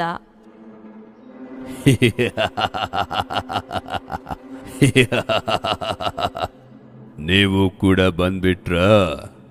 ಈಗ ನನ್ನ ಗುಲಾಮರಾಗಲು ತಯಾರಾಗಿ. ಇಷ್ಟನ್ನ ಹೇಳಿ ಅವನ ಜಾದುವನ್ನ ಅವ್ರ ಮೇಲೆ ಬಿಡ್ತಾನೆ. ರಾಣಿ ಪರಿ ಮತ್ತೆ ಚಿತ್ರಲೇಖ ಇಬ್ರು ಅವರ ಮಾಯೆ ಶಕ್ತಿಯಿಂದ ಅವನ ಎಲ್ಲ ಮಾಯೆಯನ್ನ ಶಕ್ತಿ ಇಲ್ಲದ ಹಾಗೆ ಮಾಡ್ಬಿಡ್ತಾರೆ. ಅವನ ಶಕ್ತಿ ಎಲ್ಲ ಗಾಳಿಗೆ ಹಾರೋಗ್ತಿತ್ತು. ರಾಕ್ಷಸ ಕಿರ್ಚ್ತಿದ್ದ ಮತ್ತೆ ರೇಗಾಡ್ಬಿಡ್ತಿದ್ದ. ರಾಣಿ ಪರಿ ಅವರ ಮಾಯೆಯ ಕಡ್ಡಿಯಿಂದ ರಾಕ್ಷಸನನ್ನ ಭೂಮಿಯಿಂದ ಮೇಲೆತ್ತಿ ಬಿಡ್ತಾರೆ. ಅವನು ಗಾಳಿಯಲ್ಲಿ ಕೈಕಾಲಲ್ಲಾಡಿಸ್ತಿದ್ದ. ಚಿತ್ರಲೇಖ ಅವಳ ಮಾಯೆ ಕಡ್ಡಿಯಿಂದ ಅವನನ್ನ ಸುತ್ತಾಡಿಸ್ಬಿಡ್ತಾಳೆ. ಅವನು ಸ್ವಲ್ಪ ಹೊತ್ತು ಗಾಳಿಯಲ್ಲಿ ಹಾಗೆ ಜೋರಾಗಿ ಸುತ್ತಾಡ್ತಿದ್ದ ಮತ್ತೆ ಕಿರ್ಚ್ತಾ ಇದ್ದ. ಅದಾದ್ಮೇಲೆ ಕೆಳಗಡೆ ಬಿದ್ಬಿಡ್ತಾನೆ ಮತ್ತೆ ಮಲಗ್ಬಿಡ್ತಾನೆ. ಚಿತ್ರಲೇಖ ಅವನನ್ನ ಒಂದು ಪಂಜರದಲ್ಲಿ ಇರಿಸ್ಬಿಡ್ತಾಳೆ. ಆ 3 ಜನ ಆ ಗುಹೆ ಒಳಗಡೆ ಹೋಗಿ ಆ ರಾಜ ರಾಣಿಯ ಜೊತೆ ಇರುವಂತ ಎಲ್ಲ ಸೈನಿಕರನ್ನ ಹೊರಗಡೆ ಕರ್ಕೊಂಡ್ ಬರ್ತಾರೆ. ಈ ಜಾದೂ ರಾಕ್ಷಸ ಅಲ್ಲೇ ಪಂಜರದಲ್ಲಿ ಸುತ್ತಾಡ್ತಿದ್ದ, ಕಿಚ್ಚಾಡ್ತಿದ್ದ. ರಾಜ್ಕುಮಾರ ಮತ್ತೆ ಚಿತ್ರಲೇಖ ಇಬ್ರು ಒಬ್ರನ್ನೊಬ್ರು ಪ್ರೀತಿಯಿಂದ ಹಾಗೆ ನೋಡ್ತಾನೆ ಇದ್ಬಿಟ್ರು. ಚಿತ್ರಪರಿ ಹೊಟ್ಟೆ ಹುರ್ಕೊಳ್ತಿದ್ಲು. ರಾಜ ರಾಣಿ ಮತ್ತೆ ರಾಣಿ ಪರಿ ಚಿತ್ರಲೇಖ ಮತ್ತೆ ರಾಜ್ಕುಮಾರನಿಗೆ ಆಶೀರ್ವಾದ ಕೊಡ್ತಾರೆ.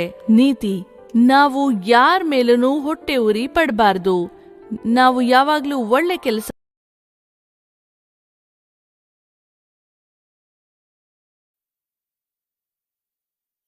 Golden bread. ಒಂದಾನೊಂದು ಕಾಲದಲ್ಲಿ ಸಣ್ಣ ಹಳ್ಳಿಯಲ್ಲಿ ಮೇರಿ ಎಂಬ ಮಹಿಳೆ ತನ್ನ ಏಕೈಕ ಮಗಳು ರೋಸಿಯೊಂದಿಗೆ ವಾಸಿಸುತ್ತಿದ್ದಳು. ಮದುವೆಯ ಅತ್ಯಂತ ವಿನಮ್ರ ಮತ್ತು ಸಿಹಿಯಾಗಿದ್ದಳು. ಆದರೆ ರೋಸಿ ಸಂಪೂರ್ಣವಾಗಿ ವಿರುದ್ಧವಾಗಿದ್ದಳು. ಅವಳು ಹೇಳಲಾಗದಷ್ಟು ಸುಂದರವಾಗಿದ್ದಳು. ರೋಸಿ, ಈ ಬೀಜಗಳನ್ನು ನೆಡಲು ನೀನು ನನಗೆ ಸಹಾಯ ಮಾಡುತ್ತೀಯಾ? ನಾನೇಕೆ ಹಾಗೆ ಮಾಡಲಿ? ನನ್ನ ಬೆರಳುಗಳು ಕೊಳೆಯಾದರೆ ಏನು? ಅದು ನನಗೆ ಮುಖಕ್ಕೆ ಬಂದರೆ ಅದೇ ರೋಸಿಗೆ ಸಮಸ್ಯೆ ಆಗಿತ್ತು. ಅನೇಕ ಮದುವೆ ಪ್ರಸ್ತಾಪಗಳನ್ನು ಹೊಂದಿದ್ದಳು. ಎಲ್ಲವನ್ನು ತಿರಸ್ಕರಿಸಿದಳು. ಆ ಮನುಷ್ಯರನ್ನು ನೀನು ಏಕೆ ಕಳುಹಿಸಿದ್ದೀರಿ? ನೀವು ಗಂಭೀರವಾದ ತಾಯಿಯಾಗಲು ಸಾಧ್ಯವಿಲ್ಲ. ಅವರಲ್ಲಿ ಒಬ್ಬರಿಗೆ ತುಂಬಾ ಚಿಕ್ಕ ಕಣ್ಣುಗಳಿವೆ, ಬಹುತೇಕ ಹಕ್ಕಿಯಂತೆ, ಮತ್ತು ಇನ್ನೊಬ್ಬರಿಗೆ ದೊಡ್ಡ ಮೂಗು ಇದೆ. ಅವನು ಸೀನುವಾಗ ನಾನು ಅವನ ಹತ್ತಿರ ಇರಲು ಬಯಸುವುದಿಲ್ಲ. ಮತ್ತು ಕೊನೆಯದು, ನಿಲ್ಲಿಸು. ಬೇಡ ಮಗಳೇ, ಸೌಂದರ್ಯವೇ ಎಲ್ಲವಲ್ಲ. ತಾಯಿ, ನನಗೆ ರಾಜಕುಮಾರ ಅಥವಾ ನೈಟ್ ಬೇಕು. ನನಗೆ. ಒಂದು ರಾತ್ರಿ ಅವಳು ಮಲಗಿದ್ದಾಗ ಅವಳ ತಾಯಿ ಅವಳನ್ನು ನೋಡುತ್ತಿದ್ದರು. ಆ ಕ್ಷಣದಲ್ಲಿ ರೋಸಿ ತನ್ನ ನಿದ್ರೆಯಲ್ಲಿ ನಗುತ್ತಾಳೆ. ಅವಳ ತಾಯಿಗೆ ತುಂಬಾ ಆಶ್ಚರ್ಯವಾಯಿತು. ಎಷ್ಟು ಚೆನ್ನಾಗಿದೆ, ಅವಳು ನಿಜವಾಗಿಯೂ ತಮಾಷೆಯ ಕನಸು ಕಾಣುತ್ತಿರಬೇಕು. ಮರುದಿನ ಬೆಳಿಗ್ಗೆ ರೋಸಿ ಎಲ್ಲಾ ನಗು ಮತ್ತು ನಗುವಿನೊಂದಿಗೆ ಎಚ್ಚರವಾಯಿತು. ಮಗಳೇ, ನಿನ್ನೆ ರಾತ್ರಿ ನೀನು ಏನು ಕನಸು ಕಂಡೆ ಎಂದು ಹೇಳು. ಸರಿ ಅಮ್ಮ, ನಿಮಗೆ ಗೊತ್ತಾ, ಈ ರಾಜಕುಮಾರನು ನನ್ನನ್ನು ಮದುವೆಯಾಗಲು ಬಯಸಿದ್ದನು. ಅವನು ಚಿನ್ನದ ಗಾಡಿಯಲ್ಲಿ ಬಂದಿದ್ದನು ಮತ್ತು ಅವನು ಮೇಲಿನಿಂದ ಕೆಳಗಿನವರೆಗೆ ಚಿನ್ನದ ಬಟ್ಟೆಯನ್ನು ಧರಿಸಿದ್ದನು. ಎಂತಹ ಕನಸು ಅದು? ಇದೊಂದು ವಿಚಿತ್ರ ಕನಸು. ಅಮ್ಮ, ಅಲ್ಲಿ ಚಿನ್ನದ ಬ್ರೆಡ್ ಇತ್ತು. ತಾಯಿ ಮಗಳ ಬಗ್ಗೆ ಚಿಂತಿತರಾಗಿದ್ದರು. ಒಂದು ದಿನ ಅವಳು ಇಬ್ಬರು ಸ್ನೇಹಿತರು ಬೆಲ್ಲಿ ಮತ್ತು ಜಾನ್ ಮೇರಿಯನ್ನು ಭೇಟಿ ಮಾಡಲು ಬಂದರು. ಅವರಲ್ಲಿ ಒಂದು ರಹಸ್ಯವಿದೆ. ಅವರು ಮಾಂತ್ರಿಕ ಜೀವಿಗಳು. ಓ ಜಾನ್, ಓ ಬೆಲ್ಲಿ, ನಾನು ನಿಮ್ಮಿಬ್ಬರನ್ನು ನೋಡಿ ಬಹಳ ದಿನವಾಗಿದೆ. ಹೋ, ನೀವು ಹೇಗಿದ್ದೀರಿ? ನನ್ನ ಮಗಳು ರೋಸಿ ಸ್ವಲ್ಪ ಹೆಚ್ಚು ತಿಳುವಳಿಕೆಯನ್ನು ಹೊಂದಿದ್ದರೆ ನಾನು ಉತ್ತಮ ಎಂದು ಮೇರಿ ಬೆಲ್ಲಿ ಮತ್ತು ಜಾನ್ಗೆ ರೋಸಿಯ ಬಗ್ಗೆ ಅವಳು ಚಿಂತಿಸುತ್ತಿದ್ದಳು ಎಂದು ಹೇಳಿದಳು. ಅವಳು ಚಿನ್ನದಿಂದ ಮಾಡಿದ ಬ್ರೆಡ್ ತಿನ್ನಲು ಬಯಸುತ್ತಾಳೆ. ನಾನು ಅವಳನ್ನು ಏನು ಮಾಡಬೇಕು? ಬಹುಶಃ ಅವಳು ಕನಸು ನನಸಾದರೆ ಅದು ಅದ್ಭುತವಾಗಿರುತ್ತದೆ ಅಲ್ಲವೇ? ಸರಿ, ಪರವಾಗಿಲ್ಲ. ಅವಳು ಕಲಿಯಲು ಬೆಳೆಯುತ್ತಾಳೆ ಎಂದು ನಾನು ಭಾವಿಸುತ್ತೇನೆ. ಈಗ ಬೇರೆ ಯಾವುದನ್ನಾದರೂ ಮಾತನಾಡೋಣ. ನಂತರ ಬೆಲ್ಲಿ ಮತ್ತು ಜಾನ್ ಹೋದರು. ಒಬ್ಬರಿಗೊಬ್ಬರು ರಹಸ್ಯವಾಗಿ ನಗುತ್ತಿದ್ದರು. ಆ ರಾತ್ರಿ ತಾಯಿ ಮತ್ತು ಮಗಳು ಇಬ್ಬರು ಮಲಗಲು ಸಿದ್ಧರಾದರು. ನನ್ನ ಕನಸು ನನಸಾಗುತ್ತದೆ ಎಂದು ನಾನು ಭಾವಿಸುತ್ತೇನೆ, ನಿಮಗೆ ಗೊತ್ತಾ? ಓ ರೋಸಿ. ಮರುದಿನ ರೋಸಿ ಮತ್ತು ಅವಳ ತಾಯಿ ತೋಟದಲ್ಲಿದ್ದಾಗ ಸುಂದರವಾದ ಚಿನ್ನದ ಗಾಡಿಯು ಅವರ ಬಳಿಗೆ ಬಂದಿತು. ಅದು ರತ್ನಗಳು ಮತ್ತು ವಜ್ರಗಳಿಂದ ಹೊದಿಸಿ ಸುಂದರವಾಗಿ ಕಾಣುತ್ತದೆ. ಅದು ನಿಂತಾಗ ಒಬ್ಬ ಸುಂದರ ವ್ಯಕ್ತಿ ಅದರಿಂದ ಹೊರಬಂದು ರೋಸಿಯನ್ನು ನೋಡಿದನು. ಅವಳು ಈ ಸುಂದರ ವ್ಯಕ್ತಿಯನ್ನು ಸಂಪೂರ್ಣವಾಗಿ ಪ್ರೀತಿಸುತ್ತಿದ್ದಳು. ಅಮ್ಮ, ಅಮ್ಮ, ನನ್ನ ಕನಸು ನನಸಾಗುತ್ತಿದೆ. ಏನು?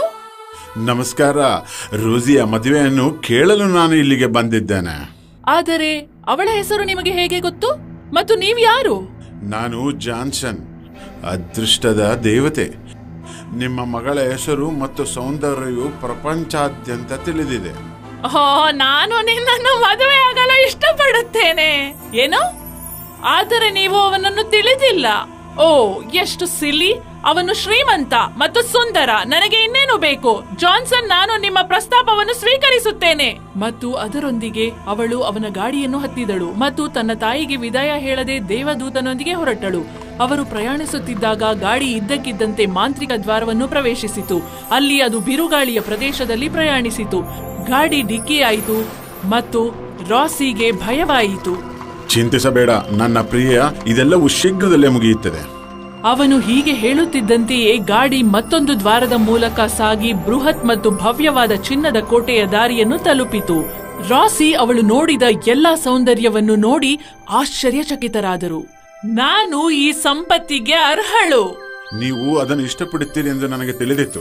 ನಿಮಗೆ ಬೇಕಾದದನ್ನು ನಾವು ಇಲ್ಲಿ ಕಾಣಬಹುದು. ಅತ್ಯಂತ ಸುಂದರವಾದ ಉಡುಪುಗಳಿಂದ ಹಿಡಿದು ರುಚಿಕರವಾದ ಆಹಾರಗಳವರೆಗೆ ಇದು ಎಲ್ಲಾ ನನ್ನ ಅರಮನೆಯಲ್ಲಿ. ಆಹಾರದ ಬಗ್ಗೆ ಹೇಳುವುದಾದರೆ, ಆ ಸವಾರಿಯ ನಂತರ ನನಗೆ ನಿಜವಾಗಿಯೂ ಹಸಿವಾಗಿದೆ. ನಾನು ಅಂತಹ ರುಚಿಕರವಾದ ಆಹಾರ ಸೇವಿಸಬಹುದೇ? ಖಂಡಿತವಾಗಿ. ಇಲ್ಲಿ ಬೆಲ್ಲಿಸಾ ಅವರನ್ನು ಭೇಟಿ ಮಾಡಿ, ಅವಳು ನಿನಗೆ ಏನು ಬೇಕಾದರೂ ಕೊಡಿಸುತ್ತಾಳೆ. ಹಾಯ್ ರೋಸಿ, ನಾನು ನಿಮ್ಮ ಬಗ್ಗೆ ತುಂಬಾ ಕೇಳಿದ್ದೇನೆ. ನಿಮಗೆ ಹಸಿವಾಗಿದೆಯೇ? ಬನ್ನಿ, ನಾನು ನಿಮಗೆ ಸ್ವಲ್ಪ ಆಹಾರ ಕೊಡುತ್ತೇನೆ. ಓ, ಧನ್ಯವಾದಗಳು. ಅವರು ಊಟದ ಕೋಣೆಗೆ ಹೋದರು ಮತ್ತು ಅಲ್ಲಿ ಮೇಜಿನ ಮೇಲೆ ರೋಸಿ ನೋಡಿದ ಅತ್ಯಂತ ಅದ್ಭುತವಾದ ಆಹಾರವಿತ್ತು. ಆಹಾರವು ಅದ್ಭುತವಾಗಿದೆ. ಗೋಲ್ಡನ್ ಬ್ರೆಡ್ ಎಷ್ಟು ಸುಂದರವಾಗಿದೆ. ಈ ಜಾಮ್ ಬ್ರೆಡ್ ನೊಂದಿಗೆ ಸುಂದರವಾಗಿ ಕಾಣುತ್ತದೆ ಮತ್ತು ರುಚಿಯನ್ನು ನೀಡುತ್ತದೆ. ಅವಳು ಅದರ ಮೇಲೆ ರೂಬಿ ಜಾಮ್ನೊಂದಿಗೆ ಒಂದು ಸ್ಲೈಸ್ ತೆಗೆದುಕೊಂಡು ಒಂದು ದೊಡ್ಡ ಬೈಟ್ ತೆಗೆದುಕೊಂಡಳು. ಇದು ತುಂಬಾ ಕಷ್ಟ. ಇದನ್ನು ನಾನು ತಿನ್ನಲಾರೆ. ಆದರೆ ನನಗೆ ಸಾಮಾನ್ಯ ಬ್ರೆಡ್ ಬೇಕು. ನಾನು ಮನೆಯಲ್ಲಿ ತಿನ್ನಬಹುದಾದ ಬ್ರೆಡ್, ಅದು ನಿಮ್ಮ ಬಳಿ ಇಲ್ಲವೇ? ನಾನು ತಿನ್ನಬಹುದಾದ ಬ್ರೆಡ್, ಅದು ನಿಮ್ಮ ಬಳಿ ಇಲ್ಲವೇ? ನನಗದು ಬೇಕು. ಇಲ್ಲ, ನೀವು ಚಿನ್ನವನ್ನು ತಿನ್ನಬೇಕು. ರೋಸಿ ಆಹಾರವನ್ನು ನೋಡಿದಳು, ಆದರೆ ಅಲ್ಲಿ ತಿನ್ನಲಾಗದ ಎಲ್ಲದಕ್ಕೂ ಎದೆಗುಂದಿದಳು. ಅವಳು ಶೀಘ್ರದಲ್ಲೇ ಅಳಲು ಪ್ರಾರಂಭಿಸಿದಳು. ಓ, ನನಗೆ ಹೋಗಲಿ, ನನಗೆ ಇದು ಬೇಡ. ಆದರೆ ಆಹಾರವು ನಿಜವಾಗಿಯೂ ಉತ್ತಮವಾಗಿದೆ. ಇಲ್ಲಿ ನಾನು ಕೆಲವು ಗೋಲ್ಡನ್ ಆಲೂಗಡ್ಡೆಗಳನ್ನು ಪ್ರಯತ್ನಿಸುತ್ತೇನೆ. ನೀವು ನನ್ನನ್ನು ಮದುವೆಯಾದ ನಂತರ ಎಲ್ಲವನ್ನೂ ತಿನ್ನಬೇಕು. ಇಲ್ಲ, ನಾನು ನಿನ್ನನ್ನು ಮದುವೆಯಾಗಲು ಬಯಸುವುದಿಲ್ಲ. ನಾನು ನನ್ನ ತಾಯಿ ಮನೆಗೆ ಹೋಗಬೇಕು. ನಾನು ಮನೆಗೆ ಹೋಗುತ್ತೇನೆ. ಬೆಲಿಸಾ ಮತ್ತು ಜಾನ್ಸನ್ ಒಬ್ಬರನ್ನೊಬ್ಬರು ನೋಡಿಕೊಂಡು ಕಣ್ಣು ಮಿಟುಕಿಸಿದರು. ಸರಿ, ಅದು ನಿಜವಾಗಿಯೂ ನಿಮಗೆ ಬೇಕಾಗಿದ್ದರೆ ನಾನು ನಿಮ್ಮನ್ನು ಮನೆಗೆ ಕರೆದುಕೊಂಡು ಹೋಗುತ್ತೇನೆ. ಜಾನ್ಸನ್ ರೋಸಿಯನ್ನು ಮನೆಗೆ ಕರೆದೊಯ್ದಳು. ಗಾಡಿಯಲ್ಲಿ ಅವಳು ಮಾಡಿದ ಆಯ್ಕೆಗಳ ಬಗ್ಗೆ ಆಳವಾಗಿ ಯೋಚಿಸಲು ಪ್ರಾರಂಭಿಸಿದಳು. ಮನೆಗೆ ತಲುಪಿದ ಅವಳು ತನ್ನ ತಾಯಿಯನ್ನು ತಬ್ಬಿಕೊಳ್ಳಲು ಓಡಿ ಹೋದಳು. ಅಮ್ಮ, ಅಮ್ಮ, ನಾನು ಹಿಂತಿರುಗುತ್ತೇನೆ. ರೋಸಿ, ಓ, ನಾನು ನಿನ್ನನ್ನು ಮತ್ತೆ ನೋಡುವುದಿಲ್ಲ ಎಂದು ತಿಳಿದಿದ್ದೆ. ಓ ಅಮ್ಮ, ನಾನು ನಿನ್ನನ್ನು ಪ್ರೀತಿಸುತ್ತೇನೆ ಮತ್ತು ನೀನು ಹೇಳಿದ್ದು ಸರಿ. ಅವಳು ಏನಾಯಿತು ಎಂಬುದರ ಬಗ್ಗೆ ತನ್ನ ತಾಯಿಗೆ ಎಲ್ಲವನ್ನೂ ಹೇಳಿದಳು. ನಾನು ವರ್ತಿಸಿದ ರೀತಿಗೆ ನನ್ನನ್ನು ಕ್ಷಮಿಸು. ಓ ಮಗಳೇ, ನೀನು ಸರಿ. ನಿನ್ನ ತಪ್ಪಿನ ಅರಿವು ನಿನಗಾಗಿದೆ. ಬಾ, ಊಟ ಮಾಡೋಣ. ಆ ದಿನದಿಂದ ರೋಸಿ ತನ್ನ ಮಾರ್ಗವನ್ನು ಬದಲಿಸಿದಳು ಮತ್ತು ನಿಧಾನವಾಗಿ ಅವಳು ತುಂಬಾ ಒಳ್ಳೆಯವಳಾಗಲು ಪ್ರಾರಂಭಿಸಿದಳು. ಅಂತ್ಯ. ಜಾದುಗಾರ ಹಾಗೂ ಹಾರ್ಮೋನಿಯಂ ಪಿಟೀಲು. ತುಂಬಾ ದೂರ ಒಂದು ಊರಲ್ಲಿ ಒಂದು ಕೆಟ್ಟ ಜಾದುಗಾರ ಹಾಗೂ ಜಾದು ಗಿಳಿ ಇರ್ತಾ ಇತ್ತು.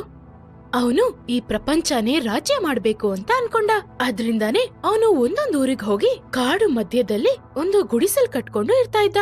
ಆಮೇಲೆ ಅವನ ಜಾದು ಶಕ್ತಿಯಿಂದ ಆ ರಾಜ್ಯದಲ್ಲಿರೋ ಎಲ್ಲಾನು ವಶ ಮಾಡ್ಕೊಂಡಿದ್ದ. ಒಂದ್ ದಿವಸ ರಾತ್ರಿ ಆ ಕೆಟ್ಟ ಜಾದುಗಾರ ಏನೋ ಮ್ಯಾಜಿಕ್ ಮಾಡ್ತಾ ಇದ್ದ. ನಡಿ, ಈ ರಾಜ್ಯದ ಬಾರಿ ಈಗ ಗುಡಿಸಿಲ್ ಹೊರಗೋಗಿ ಆ ಬೀಜನ ಹಾಕ್ಬಿಡ್ತೀನಿ. ಜಾದು ಅಂತೂ ಸರಿ ಇದೆ, ಆದ್ರೆ ಪ್ರತಿ ರಾಜ್ಯದಲ್ಲಿ ಈ ಬೀಜ ಯಾಕೆ ಹಾಕ್ತೀರ ನೀವು? ನಿಂಗದು ಗೊತ್ತಾಗಲ್ಲ ಕಣೋ.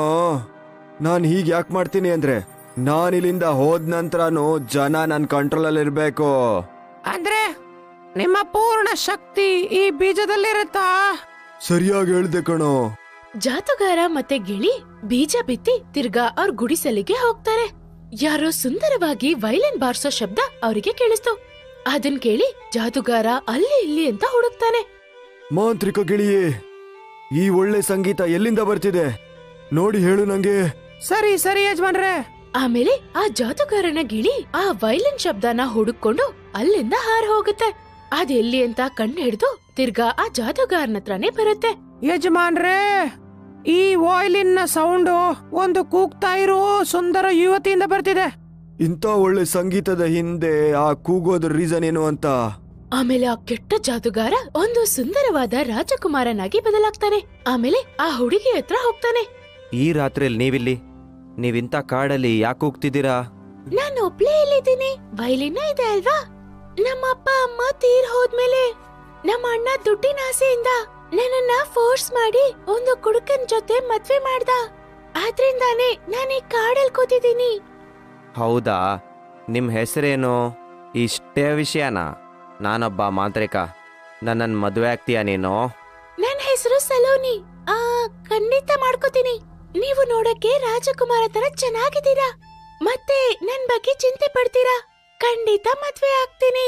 ಆದ್ರೆ ನಂಗೋಸ್ಕರ ಯಾವಾಗ್ಲೂ ನೀನು ವಾಯ್ಲಿನ್ ಬಾರಿಸ್ಬೇಕು, ಆಗ್ಲೇ ನಾನು ಮ್ಯಾಜಿಕ್ ಮಾಡೋದು.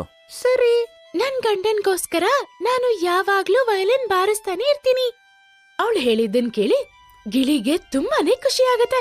ಇವತ್ತು ನಮ್ಮ ಯಜಮಾನ್ರ ಮದುವೆ ಇದೆ, ಇವತ್ತು ನಮ್ಮ ಯಜಮಾನ್ರ ಮದುವೆ ಇದೆ. ಆಮೇಲೆ ಆ ಜಾದುಗಾರನ ಹುಡುಗಿನೂ ಮದ್ವೆ ಆಗ್ತಾರೆ. ಸ್ವಲ್ಪ ದಿವಸ ಕಳೆದ್ ಹೋದ್ಮೇಲೆ ಈ ಹುಡುಗಿ ಬಚ್ಚಿಟ್ಕೊಂಡು ಬ್ಲಾಕ್ ಮ್ಯಾಜಿಕ್ ನ ನೋಡ್ತಾಳೆ. ಆ ಜಾದುಗಾರ ಎಷ್ಟು ಕೆಟ್ಟವನಂತ ಆ ಹುಡುಗಿಗೆ ಗೊತ್ತಾಗುತ್ತೆ. ಅವರ ಗಂಡ ಈ ತರ ಕೆಟ್ಟ ವಿಷಯಗಳನ್ನ ಮಾಡೋದನ್ನ ಬೇಡ ಅಂತ ಅವಳು ಹೇಳ್ತಾಳೆ. ನಿನ್ನೆ ರಾತ್ರಿ ಮಾಟ ಮಂತ್ರ ಮಾಡಿದ್ದನ್ನ ನಾನ್ ನೋಡ್ದೆ. ಈ ರಾಜ್ಯದಲ್ಲಿರೋನ್ನ ವಸಿಯ ಮಾಡೋದ್ರಿಂದ ನಿಮಗೇನ್ ಸಿಗತ್ತೆ? ನಂಗೆ ಹೇಗ್ ಕಾಣುತ್ತೆ ಹಾಗ್ ಮಾಡ್ತೀನಿ. ನಂದರಿಗೆ ಅಡ್ಡ ಬರ್ಬೇಡ, ಮತ್ ನಾನ್ ನಿನ್ನನ್ನು ಬಿಡಲ್ಲ. ಅವ್ರು ಹೇಳಿದ್ದನ್ ಕೇಳಿ ಆ ಗಿಳಿ ಹೇಳುತ್ತೆ, ಶಾಂತವಾಗಿ ಯಜಮಾನ್ರೆ, ಈ ಹುಡುಗಿಗೆ ಕೋಪ ಬಂದ್ರೆ ಅವಳು ವಾಯ್ಲಿನ್ನ ನುಡ್ಸೋದೇ ಇಲ್ಲ. ನಿಮ್ಮೆಲ್ಲ ಜಾದು ಕೂಡ ಹೊರಟೋಗುತ್ತೆ. ಈ ಪ್ರಪಂಚದಲ್ಲಿ ನಾನು ಶಕ್ತಿಶಾಲಿ ಆಗ್ಬೇಕು. ಅದು ಹೇಗಾಗುತ್ತೆ ಅಂದ್ರೆ ನೀನು ವಾಯ್ಲಿನ್ ನುಡಿಸ್ತಿರ್ಬೇಕು. ಅದರ ಸುಂದರವಾದ ಮ್ಯೂಸಿಕ್ ಇಂದ ನಾನಿನ್ನೂ ಒಳ್ಳೆ ಮಾಂತ್ರಿಕತೆ ಮಾಡ್ಬೋದು. ನಾನದನ್ ಮಾಡಲ್ಲ. ಆ ಹುಡುಗಿ ಇನ್ಮೇಲೆ ವೈಲಿನ್ ಬಾರ್ಸಲ್ಲ ಅಂತ ಹೇಳ್ದಾಗ ಆ ಜಾದೂಗಾರ ಅವಳ ಕತ್ತಲ್ಲಿರೋ ಚೈನ್ನ ತಗೊಂಡು ಅವಳ ಪ್ರಾಣನ ಆ ಚೈನ್ ಒಳಗೆ ಹಾಕ್ಬಿಡ್ತಾನೆ. ಆಮೇಲೆ ಆ ಹಾರವನ್ನ ಒಂದ್ ನದಿಯಲ್ಲಿ ಹಾಕ್ಬಿಡ್ತಾನೆ. ನಾನು ನಿನ್ನ ಹಾರನ ಆ ನದಿಯಲ್ಲಿ ಹಾಕಿದ್ದೀನಿ. ಯಾವ ದಿನ ಯಾರಾದ್ರೂ ಆ ಹಾರವನ್ನು ತೆಗೆದು ಮೇಲೆತ್ತಿದ್ರೆ ಆ ದಿನ ನಿಂಗೆ ಮುಕ್ತಿ ಸಿಗುತ್ತೆ. ನಾನು ಬ್ಲ್ಯಾಕ್ ಮ್ಯಾಜಿಕ್ ನ ಮಾಡೋದನ್ನ ಬಿಟ್ಟು ಬಿಡ್ತೀನಿ. ಏನ್ ಮಾಡಿದ್ರಿ ನೀವು? ನಾನ್ ನಿಮ್ ಹೆಂಡತಿ ಅಲ್ವಾ? ನಂಗೇನ್ ಬೇಕೋ ಅದನ್ನೇ ಮಾಡ್ತೀಯ ನೀನು. ವಾಯ್ಲಿನ್ ನ ನುಡ್ಸು, ಇಲ್ಲ ಅಂದ್ರೆ ನಿನ್ನ ಉಸಿರು ನಿಂತೋಗುತ್ತೆ. ಅಯ್ಯೋ ದೇವ್ರೆ, ಒಂದ್ ಕಷ್ಟದಿಂದ ದೂರ ಮಾಡಿ ನನಗ್ ಯಾಕೆ ಇನ್ನೊಂದ್ ಕಷ್ಟನ ಕೊಟ್ಟಿದ್ದೀರಾ? ನನಗ್ ಸಹಾಯ ಮಾಡಕ್ಕೆ ಯಾರು ಇಲ್ವಾ? ಈ ತರ ಹೇಳಿ ಅವರು ಅಳ್ತಾ ಇದ್ರು. ಹಾಗೆ ವೈಲಿನ್ ಬಾರಿಸ್ತಾ ಬಾರಿಸ್ತಾ ಸಲೋನಿ ಅಲ್ಲಿರೋ ಬೀಜಗಳನ್ನ ನೋಡ್ತಾರೆ. ಆಮೇಲೆ ಅವರು ಅದ್ರ ಹತ್ರನೇ ಹೋಗ್ತಾರೆ. ಆದ್ರೆ ಈ ಬೀಜ ತುಂಬಾನೇ ವಿಚಿತ್ರವಾಗಿತ್ತು. ಆಮೇಲೆ ಸಲೋನಿ ಆ ಬೀಜಗಳನ್ನ ಮುಟ್ದಾಗ ಆ ಬೀಜ ಹೇಳುತ್ತೆ, ನೀವು ನನ್ನ ಮುಟ್ಟಿದ್ದಕ್ಕೆ ನಿಮ್ಗೆ ತುಂಬಾ ಧನ್ಯವಾದಗಳು. ಆ ಜಾದೂಗಾರನ ಶಾಪದಿಂದ ನಾನು ಬೀಜವಾಗಿದ್ದೆ. ನಿಮ್ಮಿಂದ ನನ್ಗೆ ಮುಕ್ತಿ ಸಿಕ್ತು. ಅದ್ ಹೇಗೆ? ಆ ಜಾದೂಗಾರ ನನ್ನ ಕೈದು ಮಾಡಿದ್ದ. ಅವನ್ ಹೇಳಿದ ಜಾಗದಲ್ಲಿ ನಾನ್ ಬೆಳಿಲಿಲ್ಲ ಅಂದ್ರೆ ನನ್ನನ್ನ ನಷ್ಟ ಮಾಡ್ತಾನಂತೆ. ನೀವೇ ಹೇಳಿ, ನಾನ್ ಏನ್ ಮಾಡ್ಲಿ? ನಿಮ್ಗೋಸ್ಕರ ಏನಾದ್ರೂ ಮಾಡ್ಬೇಕಂದ್ರೆ ಖಂಡಿತ ಹೇಳಿ. ಆ ಬೀಜ ಹೇಳಿದ್ದನ್ ಕೇಳಿ ಸಲೋನಿ ಯೋಚನೆ ಮಾಡ್ತಾರೆ. ನನ್ನ ಜೀವ ಆ ನದಿಯಲ್ಲಿರೋ ಒಂದು ಹಾರದಲ್ಲಿದೆ. ನಾನು ನಿನ್ನನ್ ತಗೊಂಡ್ ಹೋಗಿ ಆ ನದಿ ಒಳಗ್ ಹಾಕ್ತೀನಿ. ನೀನು ಒಂದು ದೊಡ್ಡ ಮರ ಆಗು. ಅವಾಗ ನನ್ನ ಹಾರ ನಿನ್ನ ಕೊಂಬೆಯಲ್ಲಿ ಸಿಗಾಕೊಂಡು ಆಚೆ ಬರುತ್ತೆ.